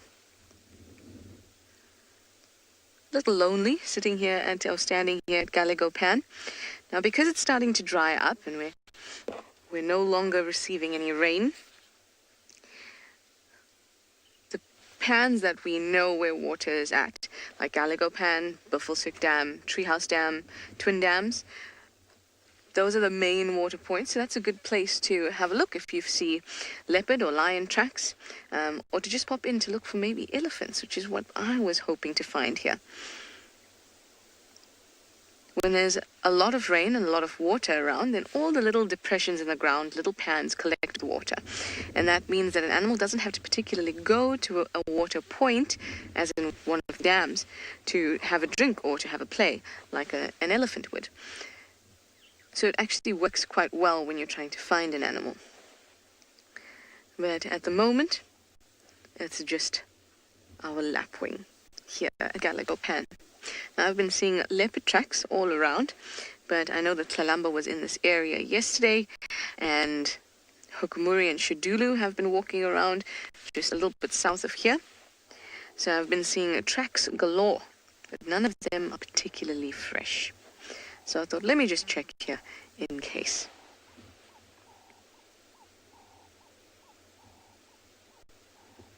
I was hoping maybe our lapwing would call for us. You can definitely count on lapwings and Cape turtle doves to be at this pan. No turtle doves though, just our lapwing. Now they're called blacksmith lapwings because they often make the sound of a blacksmith kind of like hitting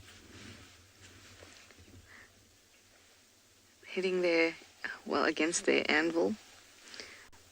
Don't ask me to make that sound because you've heard how bad my sound of birds is. I do a great hardy-dat though, I must admit. Small and sweet and sometimes overlooked because they're common. but all these little things count too. And if you think that they count as well, and you love being out on safari with us, please do follow the prompts on the screen that should be coming up now to our support page, because we would love to continue to bring these wonderful animals to your home.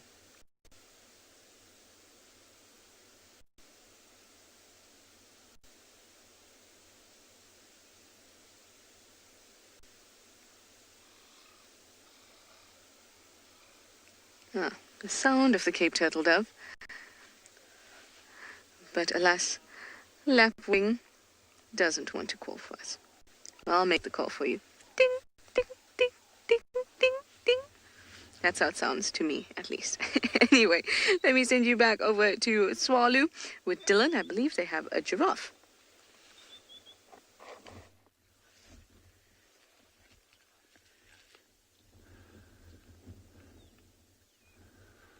Old bull giraffe, and I believe Trish was chatting about how you can tell the difference between males and females. So he has a very, very nice example where you can see the lack of hair on top of those ossicones. We often just call them horns, just a lot of people understand that better, but they are called ossicones, and you can see they bare on top, same as me. And then, interestingly as well, you'll notice that big lump between the ossicones and the eyes on the center of the giraffe's head there. And if he turns his head around, you'll actually see similar growths on the back of his head. So what happens is that the bones in the giraffe's head, you just get calcium deposition right through the giraffe's life. So the heads actually just get heavier and heavier and heavier. And if you've ever seen two male giraffe challenging each other or sparring over females, they just kind of stand side on and then they swing their necks and hit each other with their heads. So the thinking there is that males that are larger, stronger, heavier, they got these bigger heads that can actually hit harder, tend to be the more dominant ones.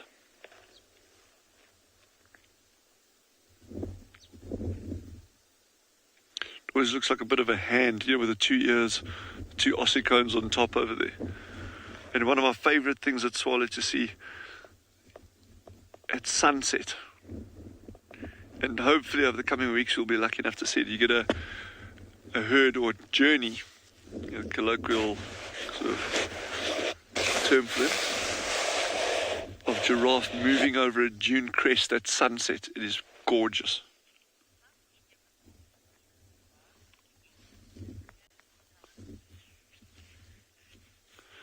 Sunset, you only get one species of giraffe in South Africa, and that's this one, the southern giraffe. And there are a number of other giraffe species through Africa, and some of them are actually, all giraffe now are regarded as vulnerable or endangered, which is quite sad. If you think, even 40 years ago, there were tens of thousands of giraffe, hundreds of thousands. And now the numbers, I reckon, are down to about 110,000 in total left, which is very sad. So their numbers are dropping, and in the coming days we can actually discuss that more in detail as to why giraffe numbers are declining throughout their range. So for us, it's a real privilege to be able to sit here and watch these animals. They're just really peaceful. And guys, well, it's been lovely having you with us. Join us tomorrow, this afternoon, and we're going to hopefully show you some really good stuff. Have a great day from Tswalu Kalahari and our colleagues in the Lowveld. Thank you very much.